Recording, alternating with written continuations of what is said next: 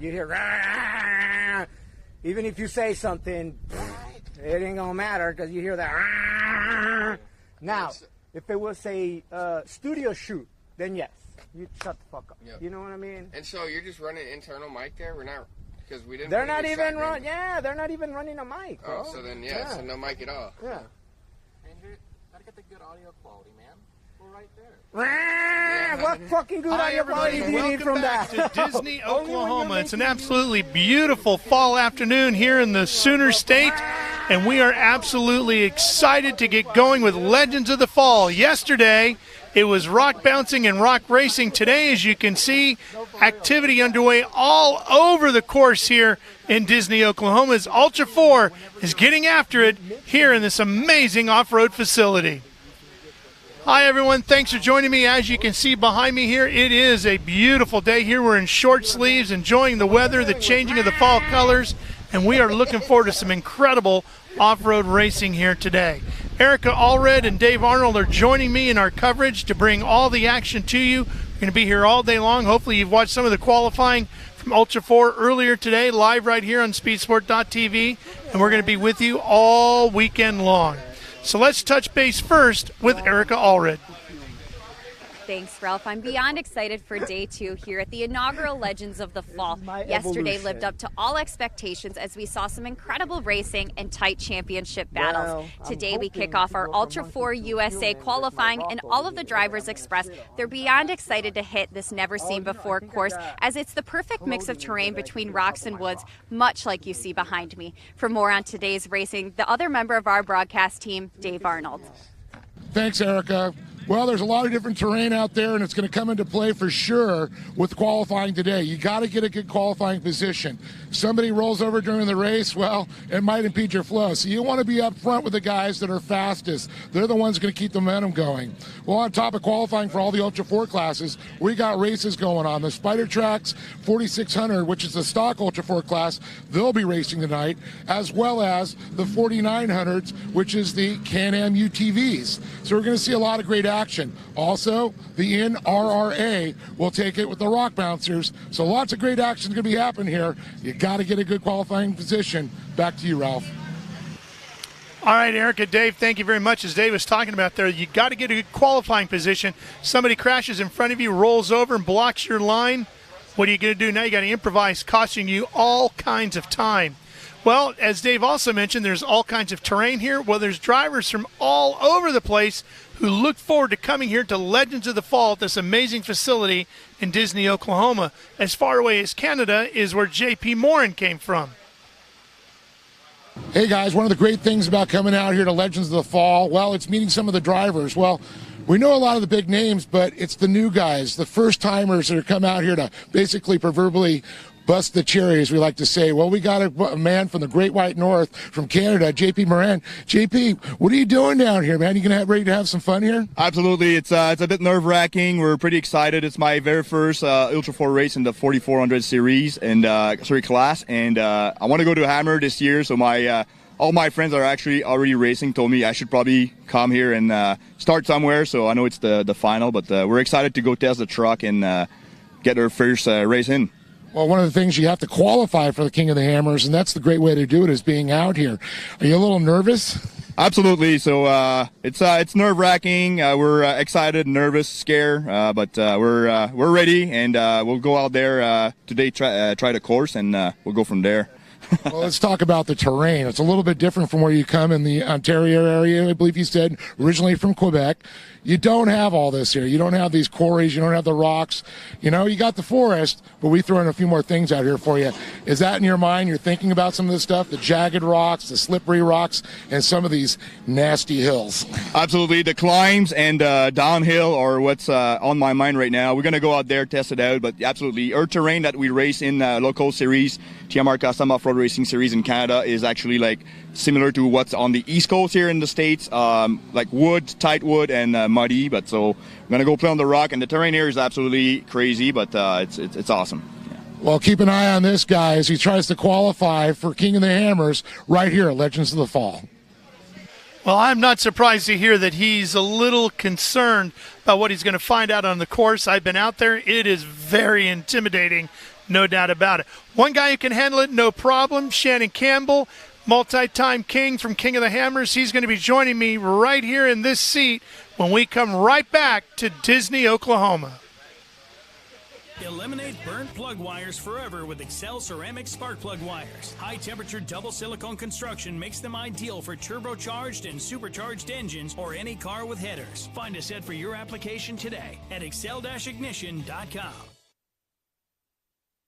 Affordable EFI is in sight now with Sniper EFI from Holley. Easy to install, self-tunes, and replaces most 4-barrel carbs. Forget cold start issues, hesitations, vapor lock, and flooding. Get big performance starting at just $999.95. Sniper EFI.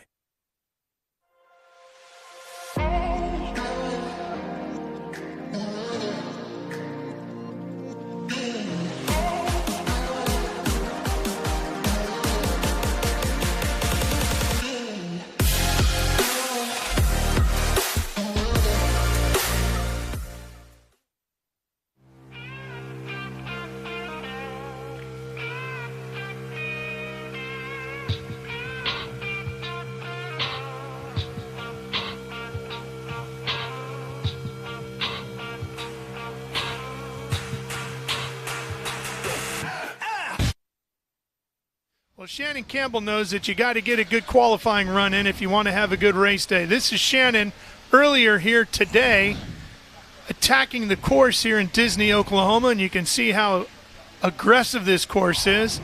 Just when you need it, there's plenty of opportunity to cool yourself back down, right, Shannon? Oh yeah, you got plenty of water to cool down with. So you're a 3-time king from King of the Hammers, and you've done it in a variety of vehicles. Yes, sir. Tell us a little bit about that. Yeah, so the first time I came here to the Hammers in 2008, it was my first time, and I remember there was 45 cars, and I had to start last, and I got lucky and passed them all and finished first, and I was hooked after that, you know, and then again in 2011, I think I come back and won again, and then 2017 was probably the most memorable year. Me and my son, we battled it out, and I mean, talking on the radio back and forth, like talking crap to each other, and I mean, running into each other, sneaking around each other, and I mean, that was probably the most epic and good time. I remember we stopped at the last checkpoint coming in, like 20 miles out, and he had passed me when I wasn't paying attention down a wash, and I remembered this shortcut before this checkpoint, and he went out wide, and I went in and cut him off, and he pulls up behind me, and he goes, "Dad, you got a flat," and I'm like, "Yeah, right," and there was a guy in front of us, and we both split him, and I mean, we chased each other all the way in, and the helicopter followed us, and coming down the last hill, I mean, he's trying to pass me down one of them trails or whatever, and we dropped off the last one together, and I ended up catching a tire and blew the tire out, and he passed me, and he thought he had it, but I still had him on corrected time when it finished. I finished with 3 wheels, and so it was a pretty epic time. Well, you know, so much is talked about Hammers as the epitome of this form of motorsport. Here we are in Disney, Oklahoma. A lot of people seeing it for the first time at Legends of the Fall. What's your takeaway from here? I love it. I mean, it's beautiful. It's my first time actually being here. I've heard about this place since I was a kid, you know what I mean? I just never have had a chance to come here and wheel or anything. We're always different places. I'm actually glad we got to come, and what an epic picture, you know what I mean? The trees and everything behind us, and the water. I mean, it's beautiful, and the people are great here. Couldn't pick a better place. Well, you know, Shannon, one of the things, too, is you had your kids with you out here. And we always talk about off-road being such a family sport, for sure. How is it? I know you talked about competing, of course, with, you know, Shannon, you know, but your daughter, your son, they're both racing here. You're way out there racing. Thank you. What does that mean to you?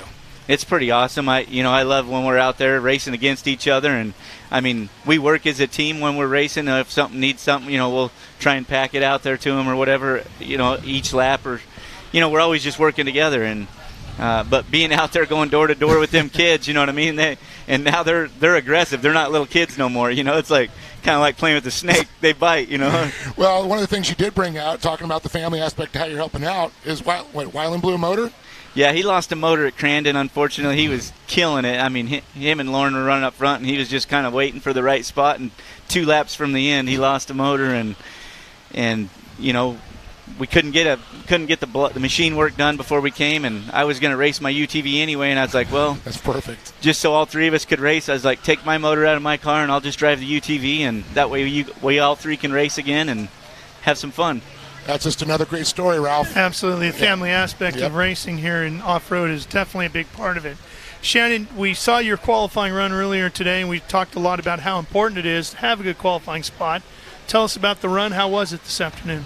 It felt pretty good. I'm pretty hesitant. It seems like the older I get, I'm not just hold it down all the way. It's hard, and we don't have much time to work on stuff before the race, so I checked up a little bit, and we ended up with the 6th qualifying spot, which that's pretty good. I feel like we're going to go out there and just try and take care of it. And there's a lot of people out there that are kind of like I was when I was younger. They're just so aggressive. They destroy their stuff, and hey, they used to do that to me all the time. I was like, I'm going to beat everybody. I never would check up for anything, and that's probably what people loved about me. But now I got a little smarter. I'm like, I might be a little slow, but I'm there when it comes to count the checkered flag. So was there a section on the course that you noticed today or from your pre-running where you went, okay, this is going to be the decisive corner or area? There's so much. We kind of hit everything and tried to just get it in my head.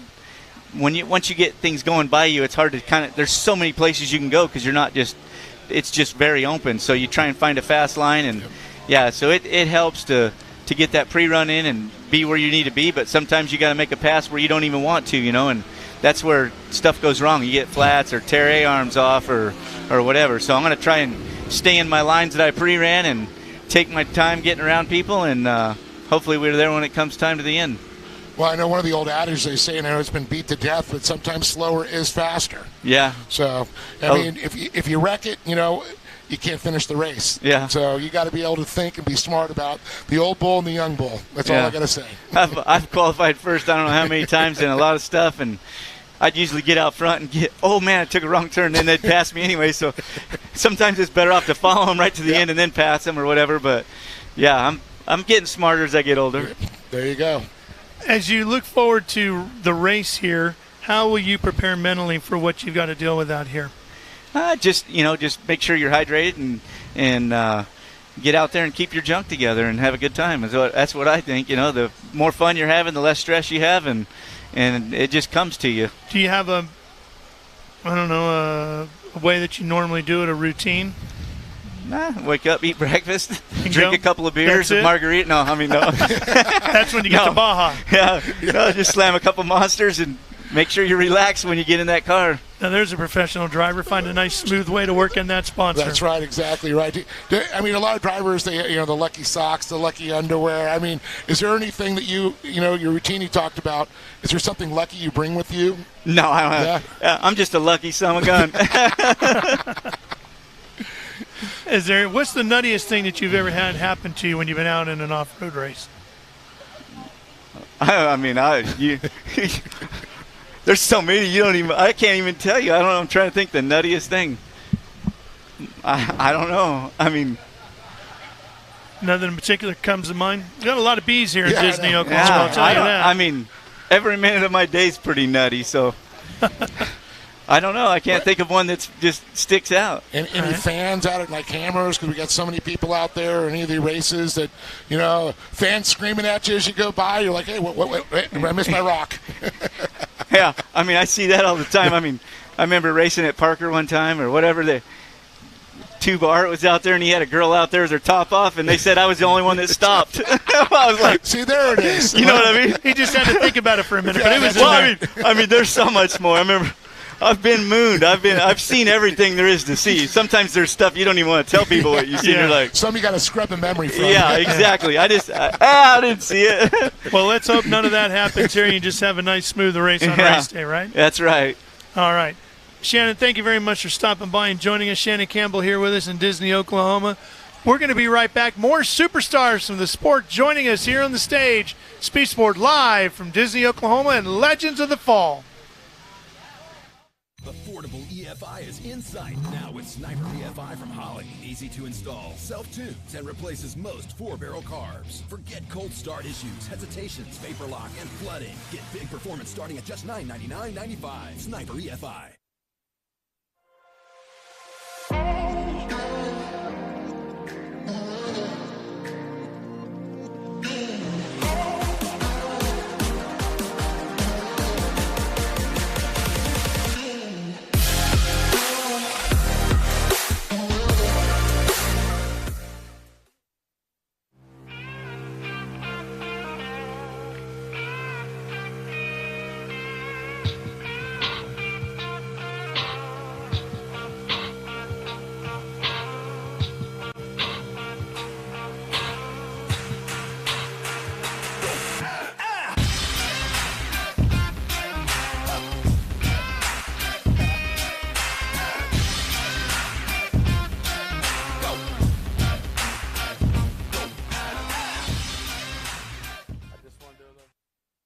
Eliminate burnt plug wires forever with Excel Ceramic Spark Plug Wires. High-temperature double silicone construction makes them ideal for turbocharged and supercharged engines or any car with headers. Find a set for your application today at excel-ignition.com. We are back here in Disney, Oklahoma. Look at the beautiful scenery, and then look at this amazing Ford Bronco just ripping right through it with Brad Lovell behind the wheel, just terrorizing everything in its path. Now, I got to tell you, Brad, as I was driving around here in Disney, I saw a 6-wheel Ford Bronco, and I thought that was pretty cool. This new Bronco is amazing. The one you have might be the coolest one here. Well, it's got a little history behind it. The Bronco that we're running, we worked with Ford to develop these 4600 Broncos. So ours is actually what's called a DCV, which is the earliest form of prototype, which, hey, that's really cool, but it also kind of makes it a little miserable to work on because it might not share all the same parts. Yeah, I bet. But, yeah, this one was delivered in July of 2020, as I recall, to start getting built. So we worked through the development process with Ford on this one, proved everything out, and then the other two Broncos are carbon copies off of what we finished with. The Bronco I'm looking for is the one that's called In Ralph's Garage. In Ralph's Garage, exactly. Yeah, that's the one I want. Hey, I'll take one in Dave's garage also. Yeah. What's the best thing about the Bronco as a race vehicle? Wow, you know, I really think it's the suspension architecture. Me being a racer, I have about 15, 20 years, something of race history, and I was honored to work with Ford in the development of the Bronco itself. So I kept hammering on them. It needs more horsepower. It needs bigger tires. It needs better shocks. And you know what? They listened. Yeah, and that's really what's made the Bronco what it is today. Rare that they actually pay attention sometimes, huh? Yeah, but, I mean, what a great team that Ford has had behind the development of the Bronco and the continued development of the Bronco. So those guys, we spent years in the desert, and now they're off-roading fanatics. So they're going out and doing their own trips in Broncos and Moab and all the different places I love. Hey, years ago they listened to a guy named Shelby and it paid off. Yeah, that's right, for sure. And you know what's really cool? If I watched the Desert program, I know Kurt Leduc was involved, Cameron Steele. I know Shelby Hall, who was the granddaughter of Rod Hall. Well, the amazing thing is okay, they took that platform, then they come to you guys, all right, we want to just step this level up one more. And that's what I see. Now you see like the Bronco Raptor that's coming out, but a little bit different, though, from what you were seeing like in the 4400s. You got a 4600. You're taking a stock, basically, powered unit with the stock style suspension, the setup. So it's pretty much what you can get from the dealership with a few safety modifications and come out and run something like this. So, you know, what's interesting is 2 years now we've run a bone stock Bronco in the Nora 1000. Yep. So literally all we're doing is adding a roll cage to it, and we put a second spare tire in it. And 2 years we've run that. We've had no downtime on the clock, and it's engineers racing it. So I ran in conjunction with the engineers, and that is what they want to do, is a prove-out process for the Bronco. And it's not like we're running around in the back of the field either. Twice we've gotten third place in the pre-runner class. So, to me, that really validates what's going on. And how are we beating those guys? Because we're not stopping. We're not breaking the car. That's the key. There's not a lot of areas in motorsports these days where winning on Sunday still translates to selling on Monday. But in off-road racing, that can really play out. And what you're talking about is exactly that. For sure. We just got to get enough Broncos on lots so we can sell them on Monday. Yeah, right. And when they do show up, they're gone. There's I believe a 9-month wait on some of them, and these orders are in. They're just cranking them out left and right. And I was first in line to get one, and I got one, and I love it, and I take it out, and we're looking to buy a second one. But yeah, there still is a wait, and it's kind of the reality of the world these days. Yeah. But I can tell you nobody's working harder than Ford to get them cranked out, because that's how they make money. It's a hot commodity, that's for sure. Yeah, good problem to have in some ways, right? Right. So, Brad, here you are. You qualified earlier today. How did it go, and what are you looking forward to on race day? Well, we're really excited that we qualified on the pole. It's it's points that we need, but it's going to give us the lead out front, obviously, so we're not going to be getting water on us from cars in front of us or looking at making passes till a few laps in. So that's great. Unfortunately, it doesn't do anything for us for the points battle that we're doing, because whoever wins this race between the three Broncos is going to take home that championship. So we've done the math, and that's about what it sizes up to. So it all comes down to this race. So as you think about that, how are you preparing for that? Well, it's a lot of pressure, and we've been through everything we can on the truck. My two sons are out here being wrenches on it, and one of them's going to ride with me. So we've gone through everything we can as far as a prep standpoint, making sure we don't have any issues with it. And then we got to go out there and be smart. We're running absolutely as hard as we can in qualifying, but it's going to be probably an hour and 50-minute race, if I guess, and we got to slow down enough to make it live.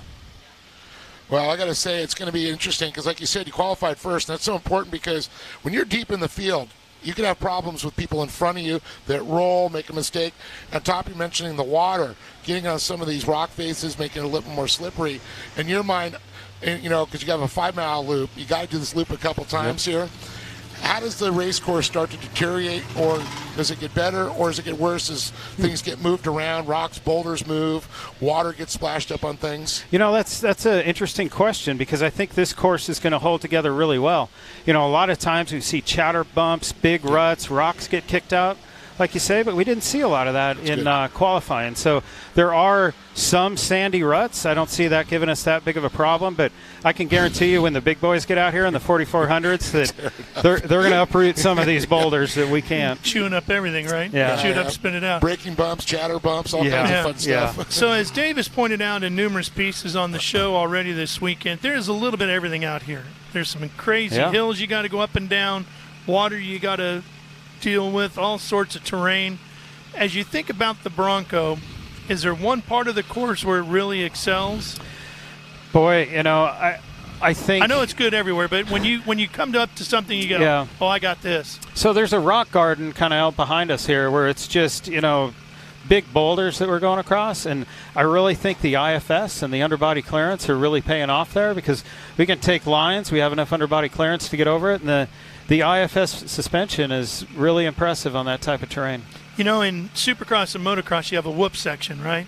Very similar to what you would consider a rock garden, maybe in an off-road course.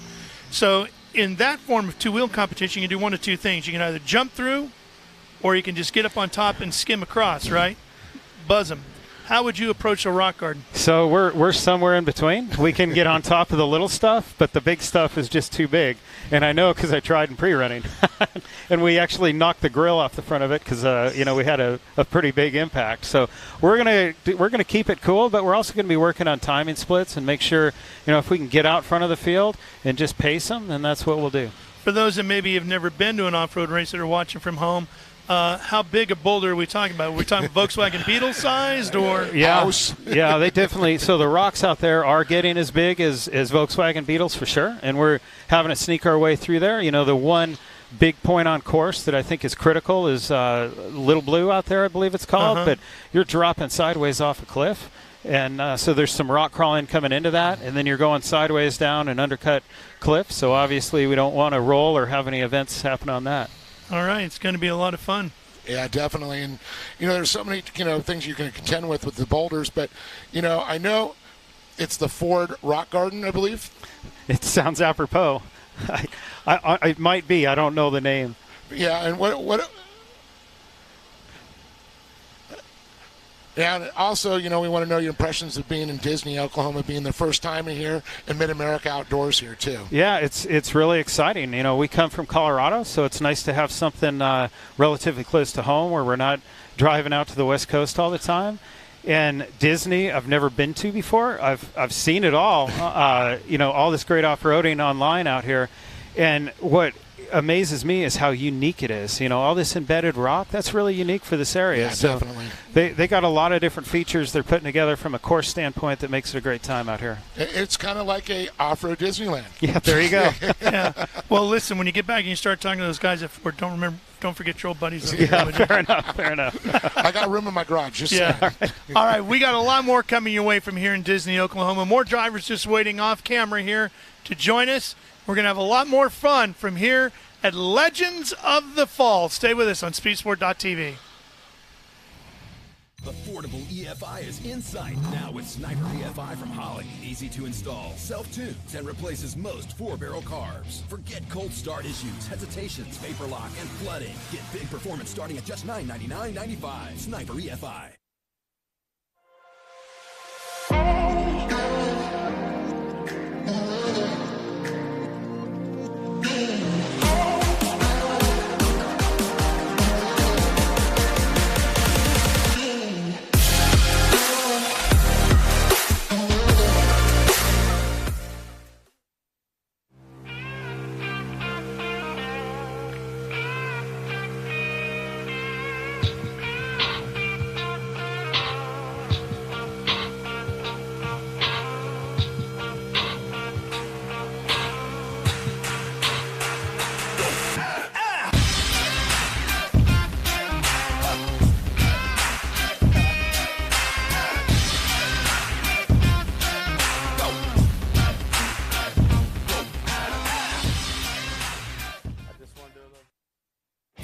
Eliminate burnt plug wires forever with Excel Ceramic Spark Plug Wires. High-temperature double silicone construction makes them ideal for turbocharged and supercharged engines or any car with headers. Find a set for your application today at excel-ignition.com. Hey, if you want to go fast through all this stuff, you better have some sticky tires like the ones you can find at USD Sticky Tire. And call our buddy Chris Branton up over there, who's joining us here on set now. He's the guy behind USD Sticky Tire, and he's the guy that gave me an amazing ride around this facility earlier in the weekend. We're going to show you that coming up here in a little bit. He's also the birthday guy here this weekend. Happy birthday. What is it, 21? Yeah, right? Exactly. Go with that one. Exactly. And more importantly, you're the pole sitter for the big race. Yes, sir. Yes, and that sir. happened this afternoon. Tell us about the run. Oh, I watched a couple people right in front of me run, and drag race basically is how they got it set up. So I picked out as far as I could see the straight line run, and hit it as hard as I could. I came in there at the last where you have the dip right at the water, the creek, and I realized at the last second that it was coming in a little hotter than I really intended to be.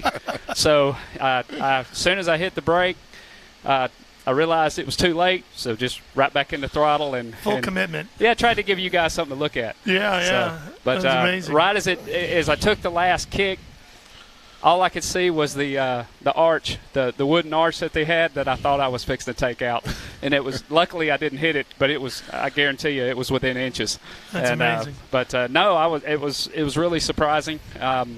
It felt fast, but I had no idea, where I was going to be until I got back here. Tires are all a part of motorsports, no matter what you're doing. Talk a little bit about what makes a good off-road tire these days. You were describing it to me about how you work on the stickiness of the tire, but it's got to survive. Right. So, the thing that a couple years ago when we decided to go into the tire business, and it was really about tread design and the compound of the tire. So, the carcass, we have we stayed thick in the sidewalls for protection from the rocks, and then I came up with the best tread design that I felt would benefit for what we do, and so far it's been really well. Well, and especially with all these rocks out here, they're very sharp, they're very jagged. So the thicker, wall. Is there a Kevlar base in there? Is it a polyfiber?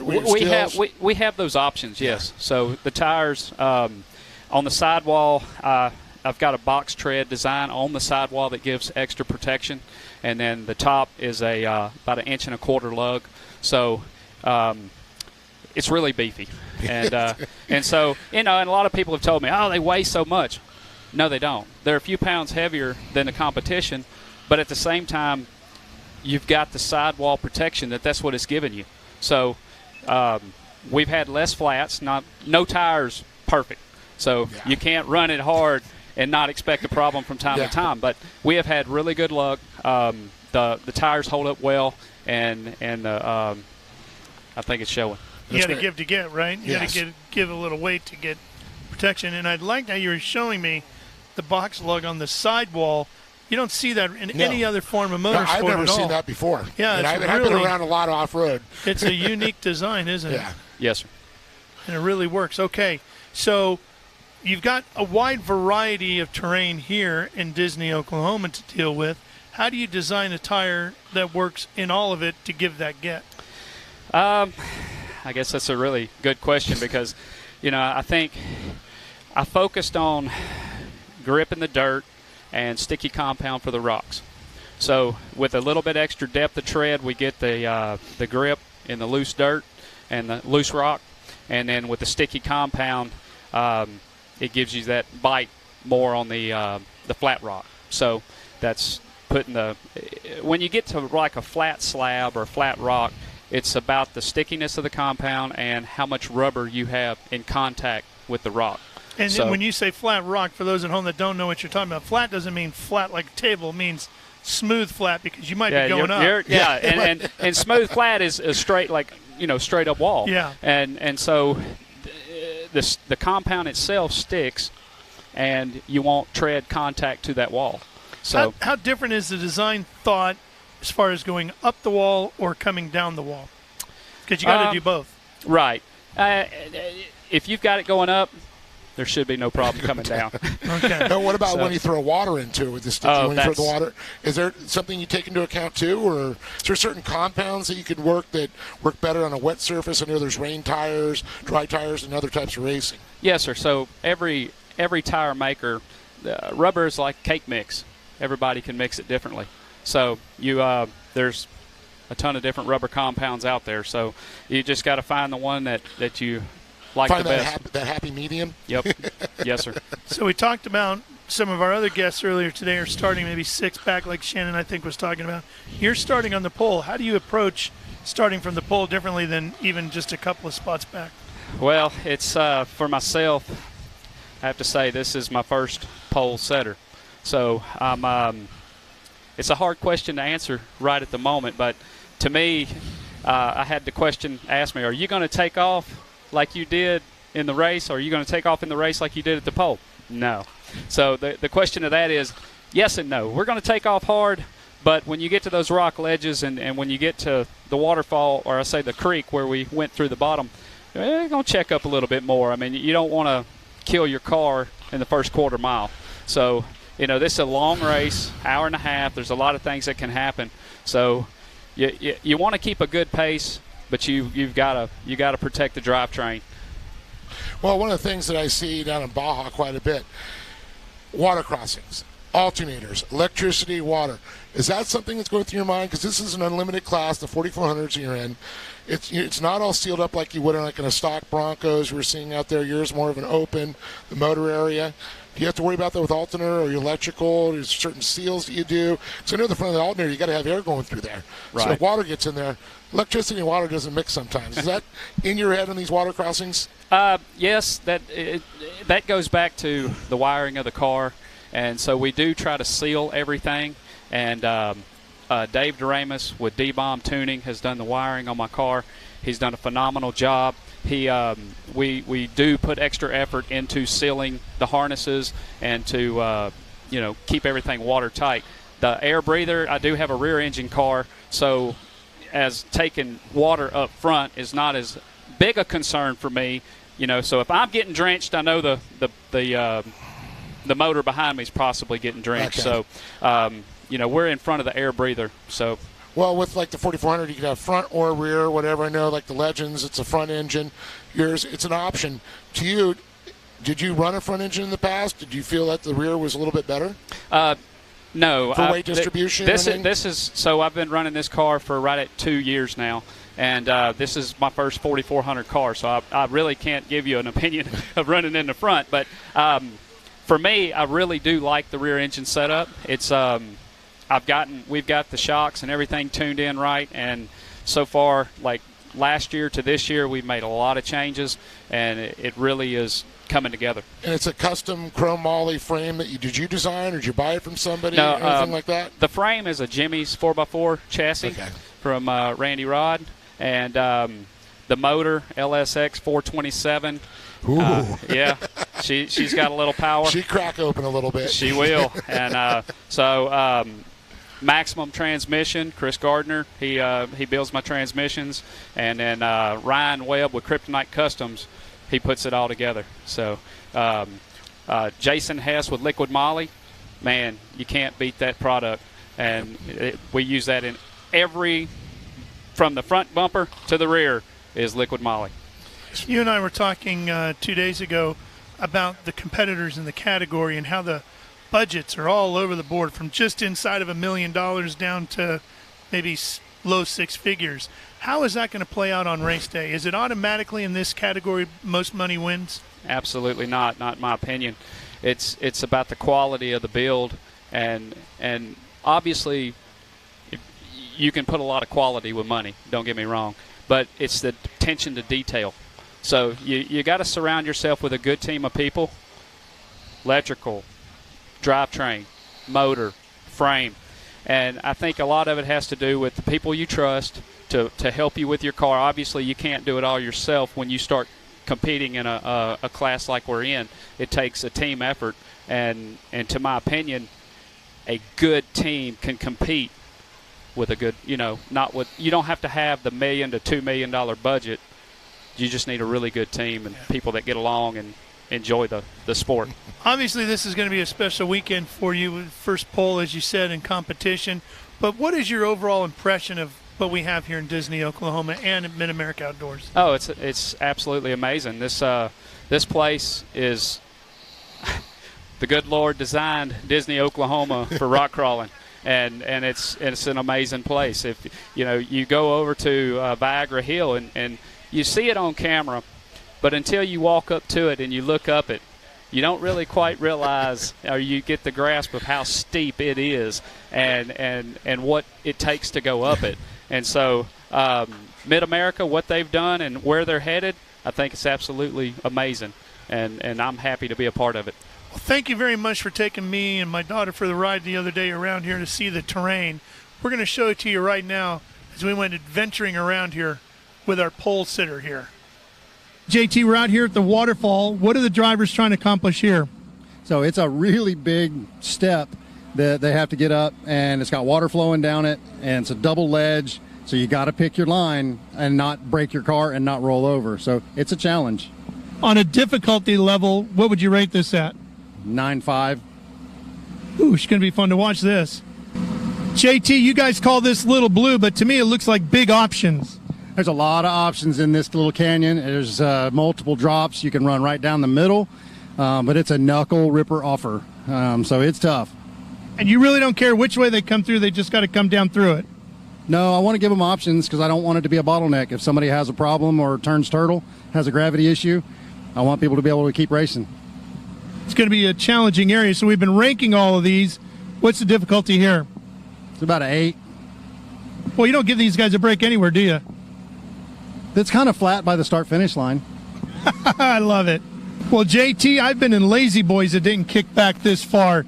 This is what you guys call Viagra, and we're going to race up and or down this depending on the category you're in this weekend, correct? Yes, sir. The rock bouncers are going to race up it, and then 44, 48, and 45 are racing down it, and it's a challenge either way. Okay, so we're doing the scale of difficulty. Where would you rate this one? Coming down, it's about a 7. It's just the mental factor. It's intimidating. I can tell you just from sitting here, the intimidation factor is about a 15. Well, that was JT, the race director, with us, and in that video, you get a good look at those side blocks on the sidewall of your tires. Thanks again. Happy birthday. Best of luck to you tomorrow. Thank you, Check guys. out UST Sticky Tires if you need some good tires for your off-road vehicle. Chris, Thank you, guys. Good Truly luck. appreciate it. Thank you. All right, we'll see you soon. And stay with us because we're not done yet. We got one more segment to go here in Disney, Oklahoma, and another driver just waiting to hit the stage after this.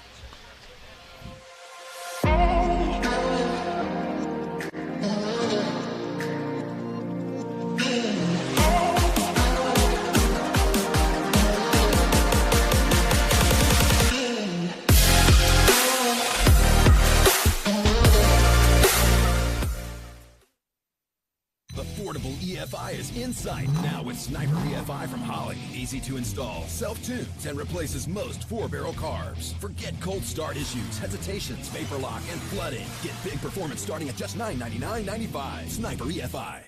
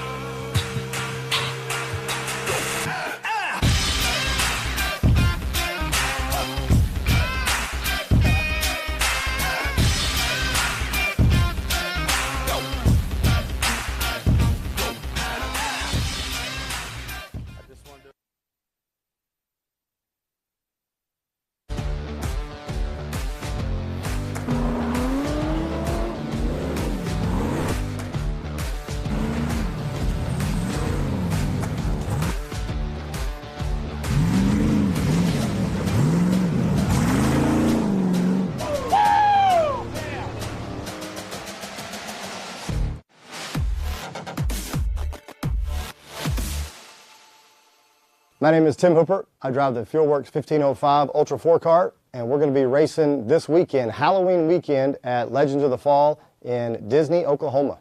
This is our national championship, so all the big boys from Ultra 4 will be there, and I think it's going to be crazy because Disney's just a weird place. It's basically used to be a lake, and now it's not, and it's just crazy rocks and crazy ledges.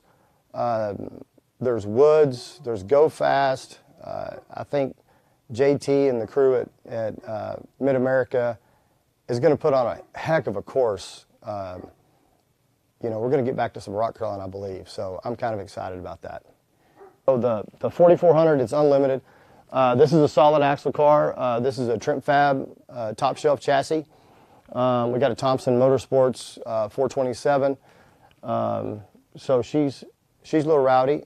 I'm probably the lowest horsepower of my class, and I'm running about 750. Most guys are running 800 to 1,000, and you put that much horsepower with 40-inch tires chewing up, you can't see in front of your face.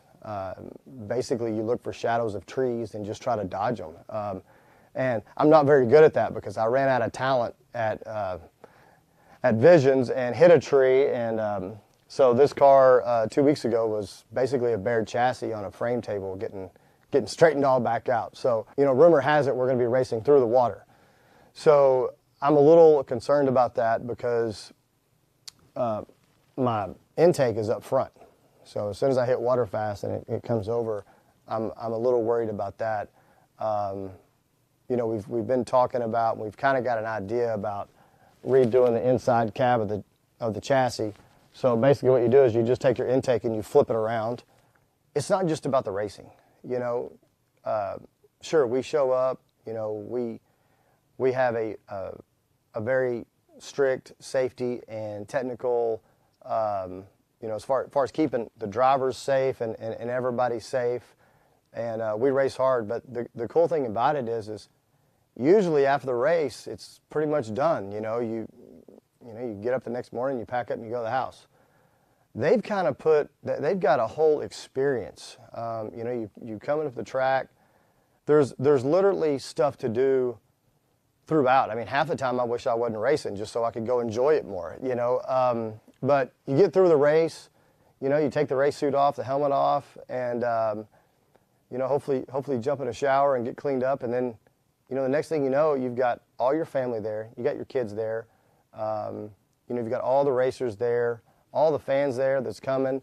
And you get to hang out, talk to people, put the kids to bed. And then, you got a concert at night and, you and the wife can go cut loose a little bit. And it's just, there's just not any place in the country that I've ever been to like that.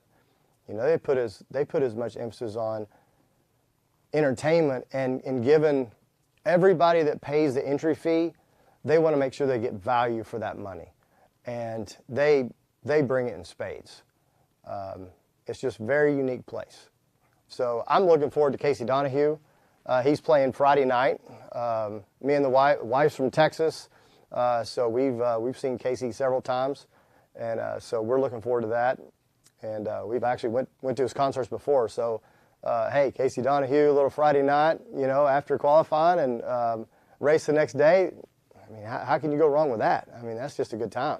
Once again, Tim Hooper, thank you for watching this, and be sure to check out Fuelworks LLC for the gas cans, Fuelworks Racing for the racing, and make sure you follow Mid-America Outdoors and Ultra 4 USA on Facebook and Instagram, because there are some very exciting announcements coming. As always, you can watch us live, Ultra 4 USA or Mid-America Outdoors. Click on live stream and you can watch qualifying, the races. They'll have all kinds of stuff on their live stream. They do an excellent job of that. So you can sit on your couch and cheer us on. Appreciate your time. Thank you very much.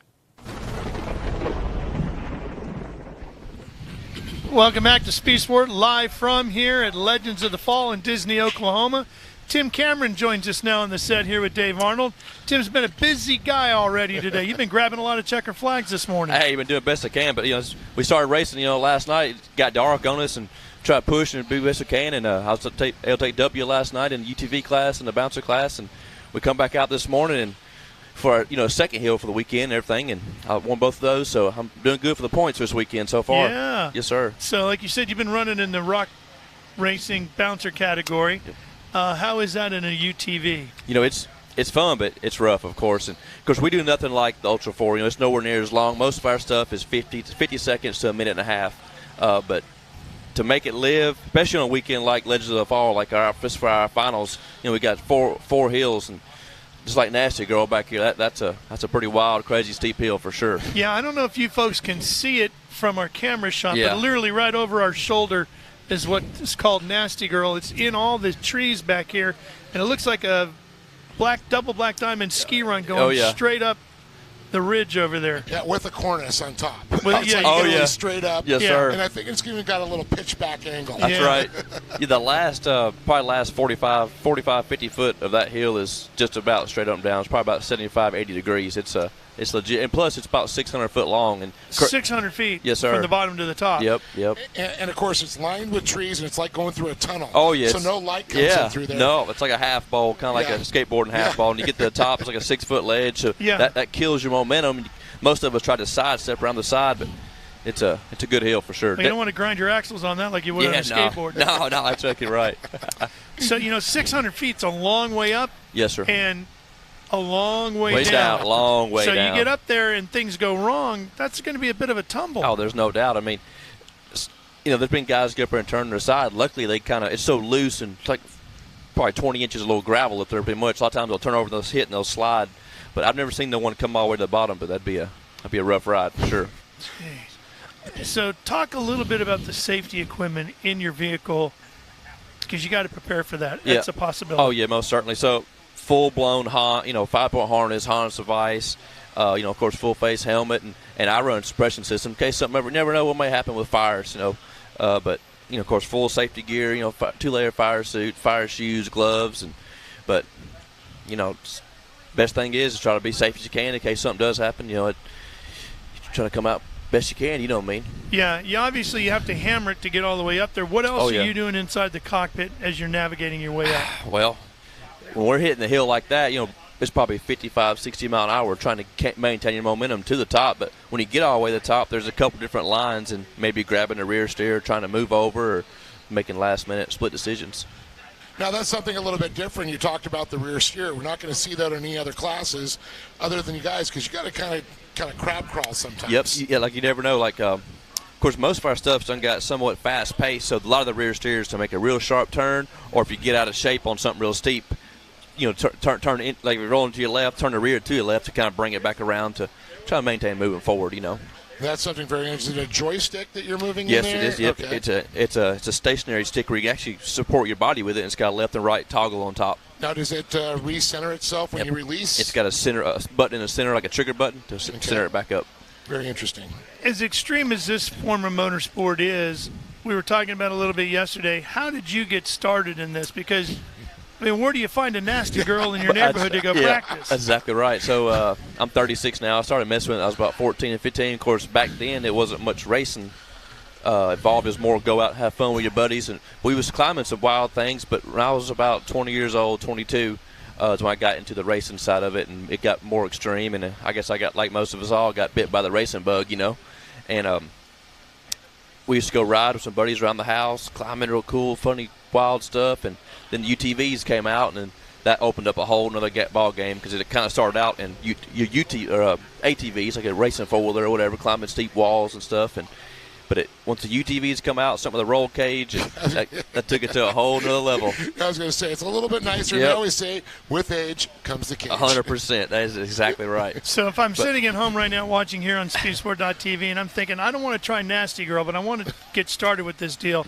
Is Disney, Oklahoma, and Mid-America Outdoors a good place to come for your first adventure? Yeah, 100%. Now, I will say, like, the Viagra Hill and Cialis that we climbed last night, they're pretty rough. It's that our hill 2 last night. Me and that boy that climbed it, only 2 buggies ever up that side. So it's pretty legit. But hey, we got roll cages, we got full safety gear, so come out and have a good time. All right, Tim, thank you very much. Best Hey, of yes, luck sir. to you. Go Hey, get some more checkered Yeah, flags, I do right? best. Hey, thanks a lot. Appreciate Couple y'all. more out there for him to go after. Yes, sir. We're going to have Nasty Girl for you live on Saturday night from here, too, so you're not going to want to miss that here on SpeedSport.tv.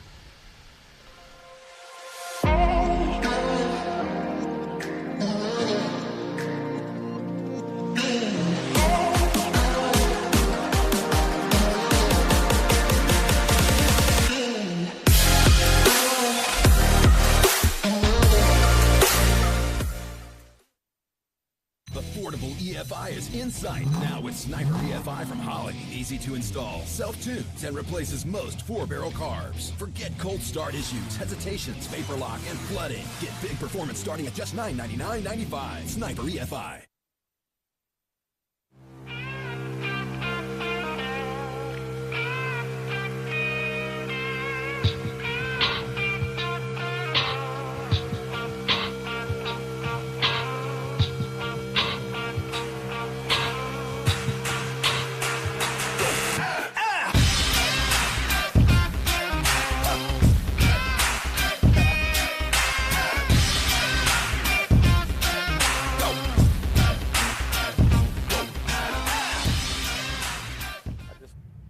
Mid-America Outdoors is staying true to making this a family-friendly and focused destination with tonight's Crawloween festivities and Black Party right here in the heart of Disney. There's going to be music, entertainment, costume contest, a spooky trail, and more, all on top of today's racing action.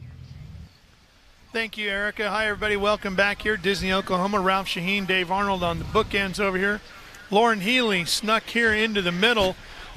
You are everywhere these days in off-road racing, the whole Fun Haver group.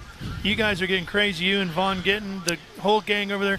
Tell me a little bit about that and how that all came together. Yeah, I mean, Vaughn and I have been good friends for a long time. When he came out to race Ultra 4 and King of the Hammers about 2015, Nitto Tire, which was one of our mutual partners, at the time and still is, and They brought Vaughn out, but he had no rock crawling experience, and so they asked me if I would spend a few minutes, show Vaughn how to shift a truck into low range, and he had no idea, and we took him out on this waterfall, and I'm like, all right, here's what you're gonna do: you can shift to low range and climb up this, and he's like, ha, that's the rookie joke, like surely we can't climb that, and I'm like, no man, like this is what we're gonna do, this is what you're gonna be doing all day long at King of the Hammers, and so he did, and he climbed up it real easy, and like the light went off in his head, but we just had that mutual connection and maintained a friendship, and then as he wanted to get more involved with Ultra 4 and Ford was launching the Bronco, and he is a longtime Ford athlete, and they wanted this cohesive team, and so we just kept working together, and then he wanted us to run his program.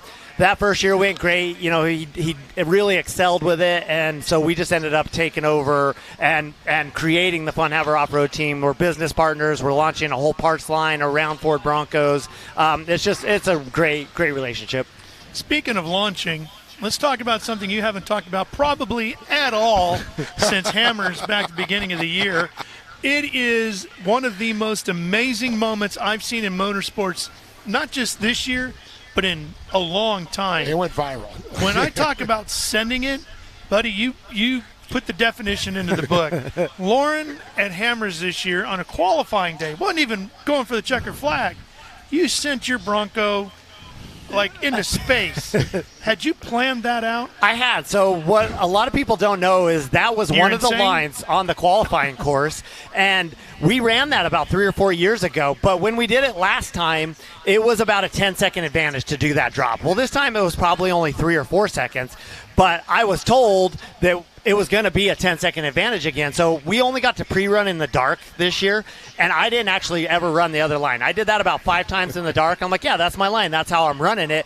And so I was watching qualifying. I'm like, why is nobody else doing that? Well, I never ran the other line. Oh, that's all I know. So I was like, well, I'm doing it. But that new truck that I was racing there, it's fully independent. It's got live valve Fox shocks on it, so it can handle a little bit extra of that abuse type stuff. It's got portals on all 4 corners, and it can take some extra abuse like that. And so I was like, oh, I'm sticking with my line, and it worked out awesome. I had a great qualifying time. But like you said, that video was almost better than winning the race. Like it put me out there everywhere. Unbelievable. Yeah, it's insane. And I mean, from those moments there, and I know that you and Vaughn put out so many videos. I just watched the Halloween one.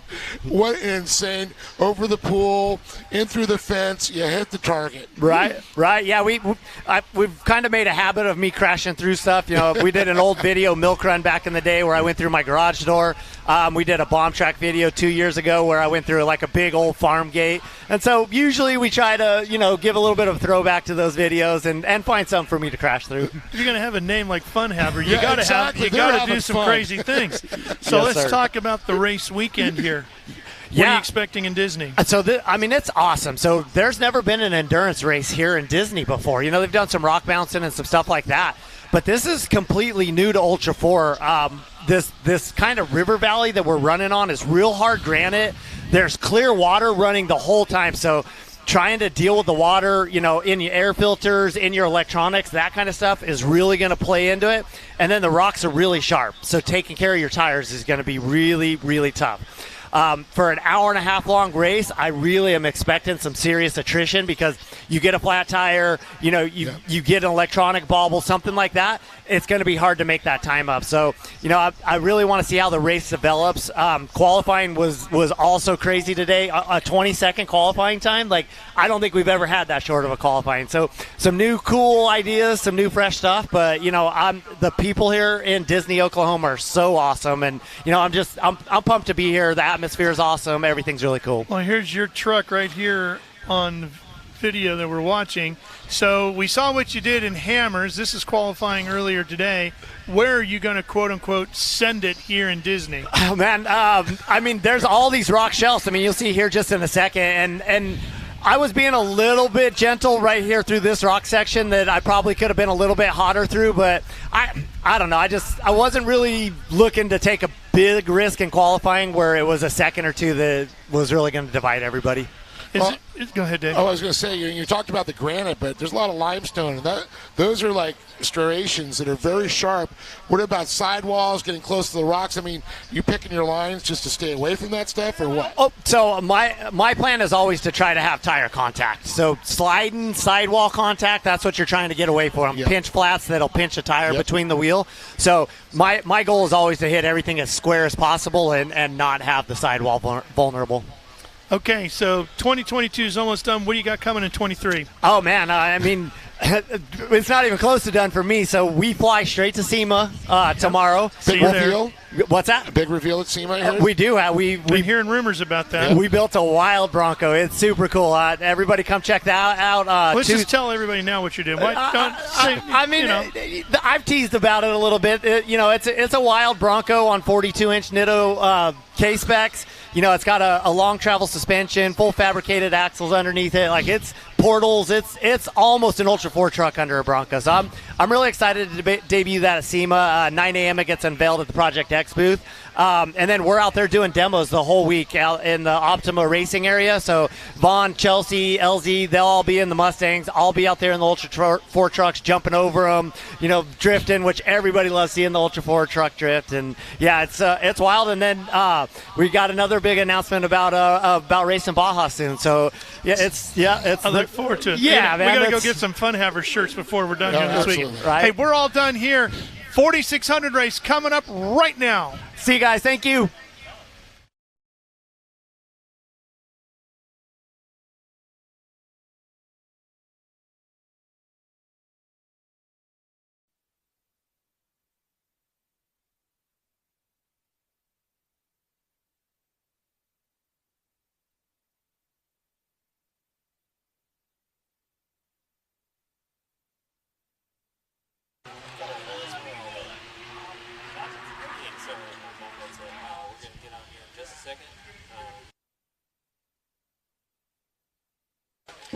Welcome back to the 2022 Method Race Wheels Legends of the Fall. We just saw Brad Level and Vaughn Gittin Jr. and those Broncos taking off. The Speed Sport Show is absolutely awesome, and this is going to be one heck of a race. This is the 4600 Spiner Track Stock Class. Up next is Bailey Cole and Albert Contreras.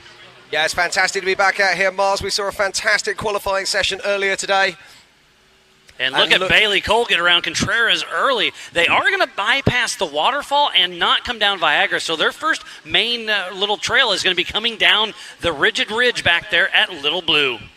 It is indeed. Bailey is the third of the Broncos out there on course at the moment. And these Broncos are so dominant in this class this season. And off the line next is Kendall Glines and John Schaefer. A couple Jeeps out there running strong.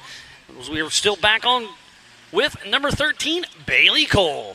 Indeed, we've got a 5-mile loop out there today. They're going to be doing an hour and a half of racing plus 1 lap. So as soon as that lead car comes around close to the hour and a half, they're going to be given the white flag, and we are going to be looking for the finish of the race. John Schaefer gets around Kendall Glines there early as they're getting ready to cross right where the qualifying loop was earlier. They're taking a couple different lines through here. I'm excited to see how this goes.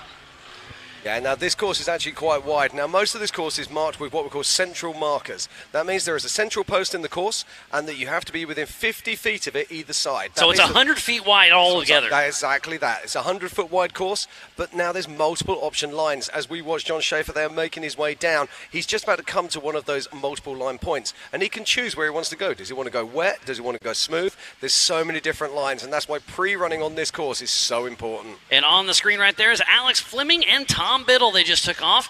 They're getting ready to cross where that qualifying loop was just a moment ago. And right behind them, it is Mick Henson and Jeremy Purick. Yeah, 2 cars leaving the line every 30 seconds here at Legends of the Fall. And very soon we're going to have a full class of 4,600 cars out on course. And remember, this race is on adjusted time. They're taking off every 30 seconds, so it's going to be a little bit of a play at the end to see who's actually out front. But we'll have this live timing.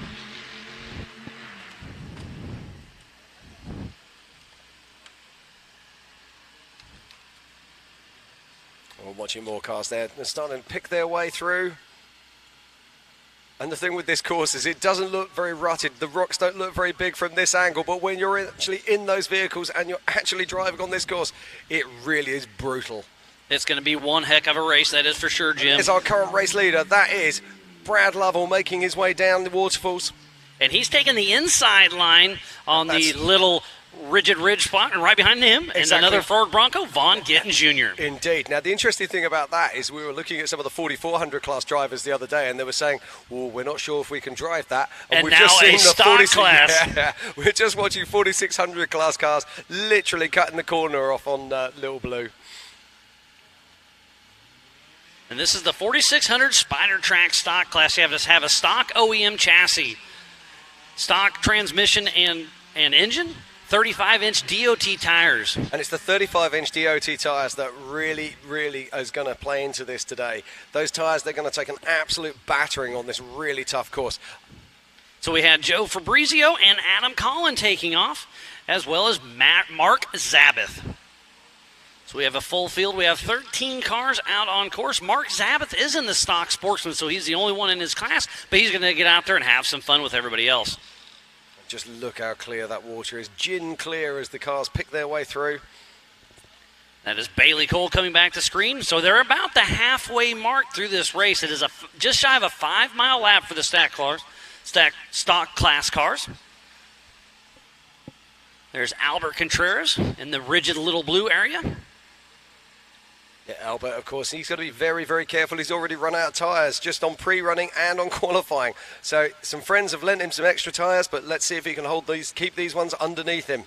And he's coming through this section, and it's going to be a little bit faster through a little beach section. This course has a little bit of everything. An hour and a half plus 1 lap, just shy of a 5-mile lap. It's going to be one heck of a show. I'm going to guess we're going to be in that 8-ish, maybe 9 laps. I think probably something around the 7 and 8 laps. There's John Schaefer and Kendall Glines dropping down the rigid ridge. And you can see they've taken a completely different line, which means that would have cost them 30 to 40 seconds to cross the main gully, make their way back round, and then drop down. So the Broncos out front are making a pretty quick little action of that and taking their those lines. And like you were saying, we were talking about that in the 4,400 cars, and they were walking the course and worried about it. And now these stock cars, pretty impressive how far they've came. Yeah, it's always amazing. As soon as you put a race helmet on, though, the world becomes a different place. And don't forget, we are racing also for the Nitto National Championship. This is going to decide the Nationals, the West, and the East.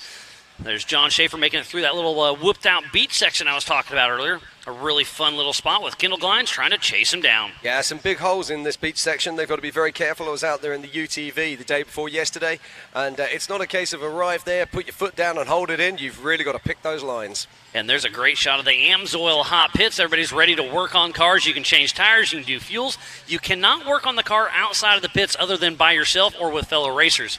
Absolutely, but just how beautiful is this place? And at the top left, you can see the two Broncos.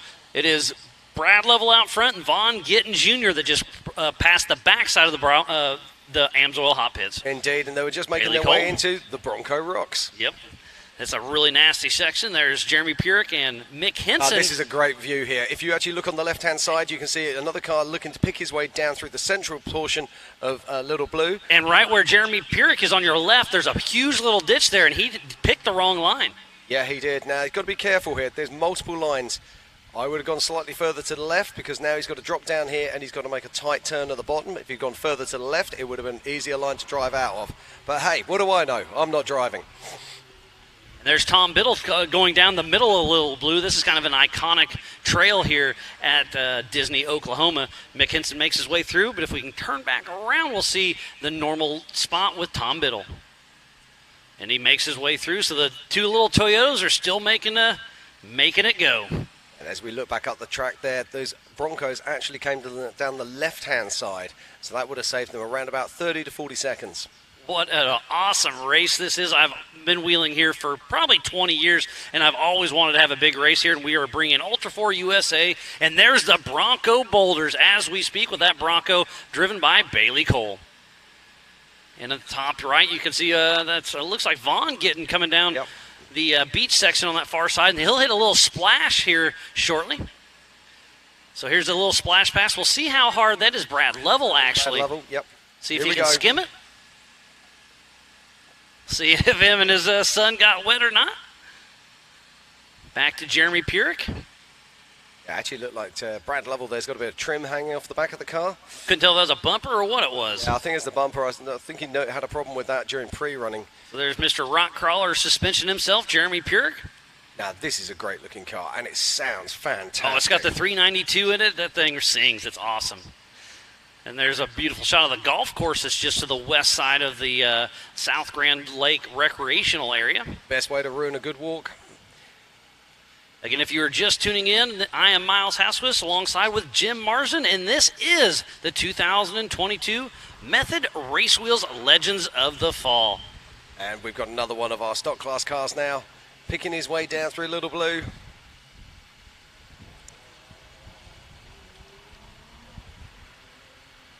That is Adam Collin. And here's the last of our starters today. So Adam is making his way through the halfway mark on this course. And we just got all of our cars out on course, and he is making his way through the Recaro Rocks. Brad Level, our current race leader, is out on course running strong. Now, Brad's got it all going on at the moment. He's actually going to be flying out of here tomorrow morning to go back to Las Vegas, where he's going to be inducted in the Off-Road Hall of Fame. How cool is that? He's got his son riding with him today. They fly to Vegas next week, the Off-Road Motorsports Hall of Fame. You cannot get any better than that. So he's getting ready to go through our longest water crossing. You'll see a little heads-up loop here. Give our timing a little bit of time to see who's coming through. So that we placed that last night at 9:30 at night. It's been a busy week. Gus and the Mid-America crew and the whole team, Jerm, Martin, Weaver, and Caleb have done a great job, but it's more than just that. It's been a huge amount of people out here. We've got an amazing amount of volunteers putting this through, but Brad Level is about to show us what the fastest lap of the day is going to be right now, and Brad Level's looking good. So, Jim, you got the screen in front of you? What do we got? I have indeed, Mars. Just waiting for the time to pop up for me right now. It looks like that was just a fraction under 10 minutes. Now, we were talking about this yesterday, saying... I was guessing 15 to 20 minutes. Yeah, but let's not forget these guys, they haven't done the waterfall, they haven't done Viagra. Yeah, they get to bypass those. Yeah, they get bypasses on those. So I think we're still going to be seeing a sort of 10-minute lap, and we've just seen Vaughn Gittin Jr. crossing the line in second position. But the action now is back here. This is the Bronco Rocks, and just look at how big and gnarly these are. These cars are really having to pick those lines very carefully. There's Alex Fleming and I believe Kendall Glines. It looks that way. Now, Oh, John interestingly, Williams. that yellow car in front has IFS front suspension. Some of our safety crew right looks there. like- I think that's Jason down there. Yep. Jason McMurray, he's a local here that's helped us out tremendously the last couple weeks. We've got a great list of volunteers out there. We have. There's indeed. John Schaefer. There's something so awesome about seeing a Jeep just dragging ass across there. It's fantastic. It's amazing. John Schaefer is sitting in second place in the Eastern points. He slows way down for that water crossing. Now, you've got to just make a decision. When you're crossing water like that, are you going to pick your way across it, or are you going to absolutely send it? For Yeah, us, there's a happy medium there. there isn't. Well, for me, there isn't. If you go too slow, it just comes in anyway. I guess you're right. Yeah, either blast it or go slow. Exactly, and it's all about prep. Now, I know the Broncos were concerned that their engine harnesses aren't set up for wet water. It's all water's wet. What am I talking about? Most of it is, They're right? not talking about. They're not set up for wet weather. So they're concerned that they're going to get water into their electrical systems. Water's in the plugs, and if that happens, they could have electrical breakdowns. And I know that's something they've been working on in the evening. It's been a great day of qualifying this morning. We just started racing. We want to give a huge shout out to Jason Gala Robinette with the Mid-America crew, all of our volunteers, the Ultra 4 staff, Mid-America crew, media safety, USAC racers, and fans. Making his way out through the Yukon launch. John Schaefer making it look ever so simple. And then he makes his way around Chips Rock. He got that nickname from pre-running the other day. He kind of clipped that and caught a tire. Saw Chip McLaughlin out on course earlier today in the number 4 car. Number 24 car for this race in memory of Zandy. Indeed. As John Schaefer making it through the Recaro Rocks. We are so privileged to be racing here. Yeah, this is the first ever Legends of the Fall that is hosted at South Ground Lake Disney Recreation Area. We've collaborated with GRDA and the towns of Disney and Langley, and it's been a great thing, and we love having it here, and that is our race leader. It is indeed, but this is an awesome view. This is actually the Little Blue here, and he's cutting the corner. Just look at how these Broncos just soak up the terrain. That is, I did not think that line was going to be that easy, but look at the rear bumper, it's already been ripped off. He's just giving us a wave there, Miles. That's all it is. So the rigid Little Blue area is looking fun. It is, and already Brad's starting to pull a lead over second place. Vaughn Gittin Jr., who's now making his way down Little Blue as well. Yeah, remember, they started side by side, so he's already got about a 30-second lead on him. Vaughn Gittin Jr. and Eric Davis with Fun Haver Off-Road Team. Back to Alex Fleming. Haven't seen much action in the Amsoil hot pits. I'm kind of surprised by that. John Williams looks like he's going to try to make a pass on Alex Fleming. Yeah, it looks like he's made it stick as well. Takes a slightly better line there and pulls ahead. So you're watching the 4600 stock class here at Legends of the Fall in Disney, Oklahoma.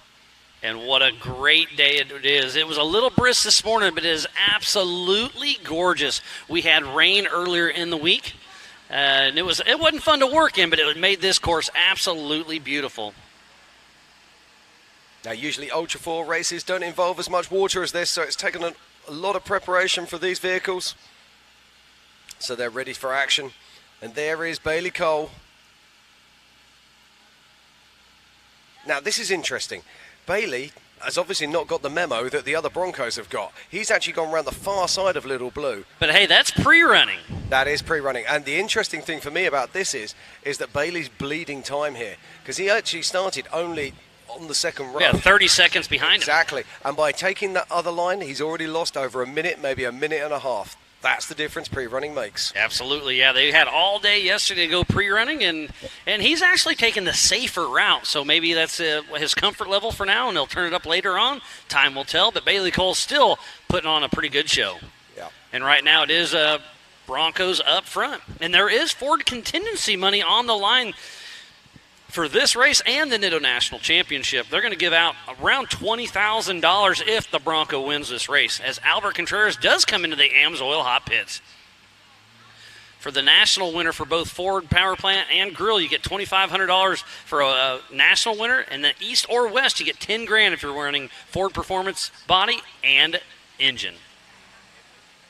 We're back to the Bronco boulders. I believe that's Adam Collin, if I'm not mistaken. I think that's a good call there, Miles. So I've been looking back at the AMSOIL hot pits, and it looks like Almer Contreras is changing another tire out here. It's pretty tough on him.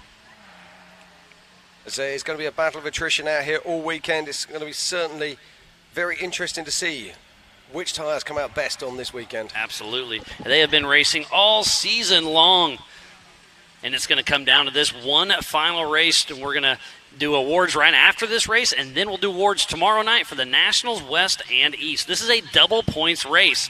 And this is our current race leader. That is the man himself. That is Mr. Brad Lovell making his way through the Bronco rocks and making it look ever so easy. And that AMSOIL machine is making it smooth. I drove my JK through here a week ago, and I went way slower than that. This is extremely, extremely rough out here. It's one of those things we talk about. It's about that thing called flow. Once you get a flow and a rhythm through the rock sections, you can actually pick up your pace and you can actually stay clean without actually hurting the car. Sometimes it's much safer to do this than it is to actually drive slow. So if Brad Lovell can continue this pace up, he's going to take home the National and the Western Series championship. How wild would that be? And then tomorrow fly out for the Off-Road Motorsports Hall of Fame. Brad Lovell is proving why he's getting nominated for that. Indeed. He's raced in so many different areas of off-road motorsport, whether it be in short course, whether it be in rock racing, or of course in Ultra 4, where he's been supremely.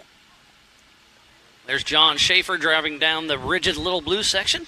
And while we have a lot of action on course, we got to give a huge shout out to Progressive, 4-Wheel Parts, Optima Batteries, Monster Energy, Bronco, Ford, Can-Am, King Shocks, Laser Nut, Griffin Radiator, VP Racing Fuels, Nitto Tire, Holly EFI, and King of the Hammers. Wheelin', Baja Jerky, Recaro Seats, and Spider Tracks. And AMSOIL, Method Race Wheels, Axel RC Cars, and PCI Race Radios.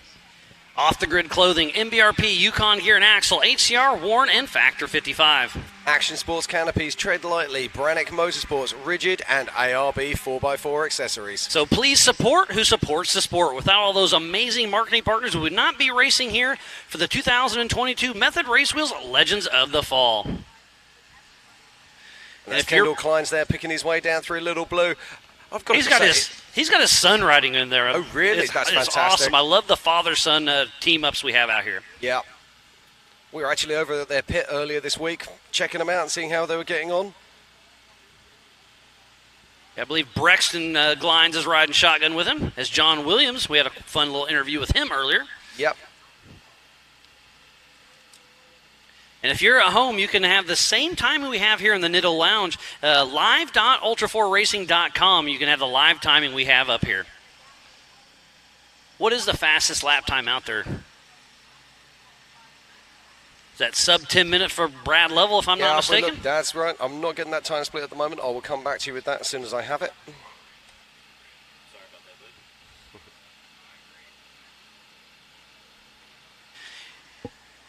And please share with everybody. Download the MAO app on Google or Apple. Go to ultra4racing.com/live. Go to the Ultra 4 and MAO Facebook and YouTube. Hit that share button. Start a watch party. This is Ultra 4 Racing at its finest. And there's Sherpa Motorsports, Alex Fleming.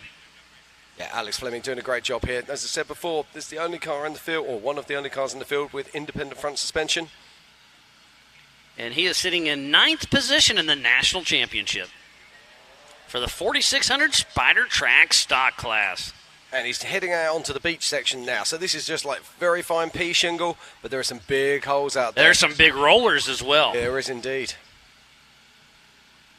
And you can see the different lines that people are taking. There's lines off to the left, lines off to the right. There's Mick Henson and Jeremy Purick. That's cool seeing the little Toyota, the old school 22R. He was breaking that engine in last weekend out here. We saw him out here just, he's a local guy out of Tahlequah, and he came out here to kind of do a little test and tune. We bumped into him on the trail. He said he's just breaking in his new engine, and he's got a big V8 breathing down his neck. He's doing a great job there, staying ahead of Jeremy Purick. We got 13 vehicles racing on course today in the 4600 in the 4600 stock class. So that's Mark Zabeth that's pulled over. Not sure what's going on. The Z-Man. Hate to see that. There's Travis Cook, one of our volunteers, checking him out, making sure everything is okay. He's the only stock sportsman we have out on course. And Brad Level comes through again with a blistering pace. Back on screen as Jeremy Purick does get around Mick Henson as they're making it into the rigid little blue area. As you say, pre-running is absolutely everything. There's a far left lane where they're at. Jeremy Purick earlier took the wrong line, but hasn't figured out this time as John Schaefer is just on the backside of the Amsoil hot pits. Getting ready to head into the Bronco Boulders. John Schaefer's physically sitting in second in the Eastern Series. We'll see how that shakes out for him. Remember, this is a double points race, so normally if you win, you get 1,000 points, but now you get 2,000 points. And don't forget, you get 7 points for qualifying. Now you get 14 points. What are points, mate? Points make prizes. Absolutely. As well we know. I do love watching these Toyotas coming down through these lines.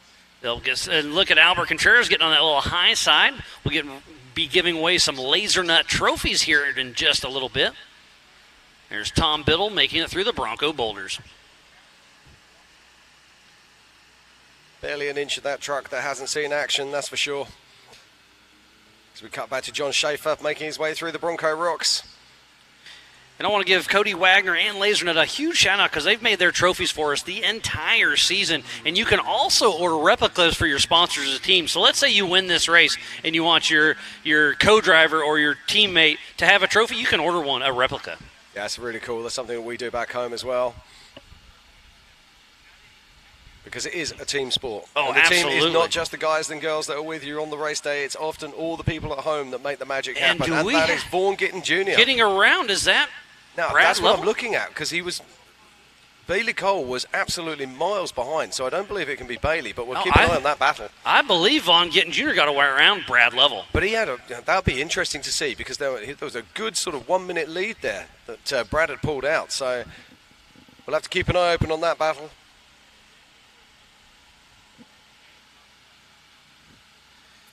We've got another car here, slowing on course. It's Tom Biddle taking a little back up. Yeah, John Schaefer, I think he might have got caught in the loose stuff, just gone out a little bit wide there, but it helped John Schaefer. He held the door open and John said, thank you very much. And there's Adam Collins coming into screen.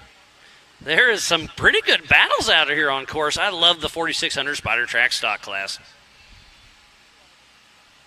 Adam Collins, part of Rock Crawler suspension team.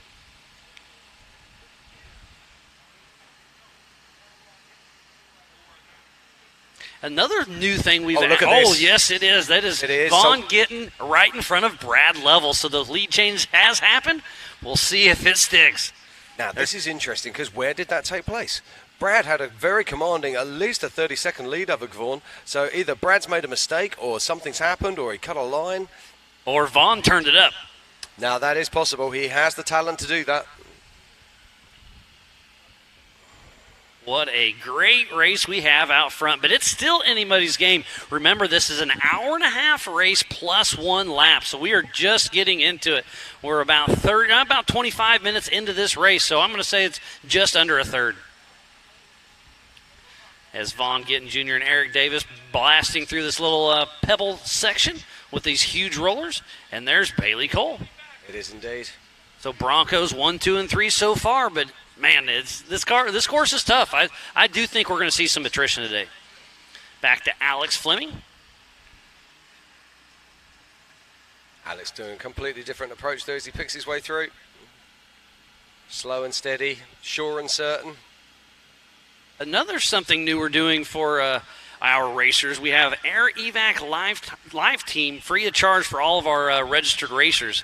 So what that means is if you do have an issue, we have a helicopter that'll come get you and take care of you. It's something the Robinettes and Mid-America Outdoors have stepped up this year, and it's just really cool to take care of the racers like they do. Adam Collins dropping down the rigid little blue section.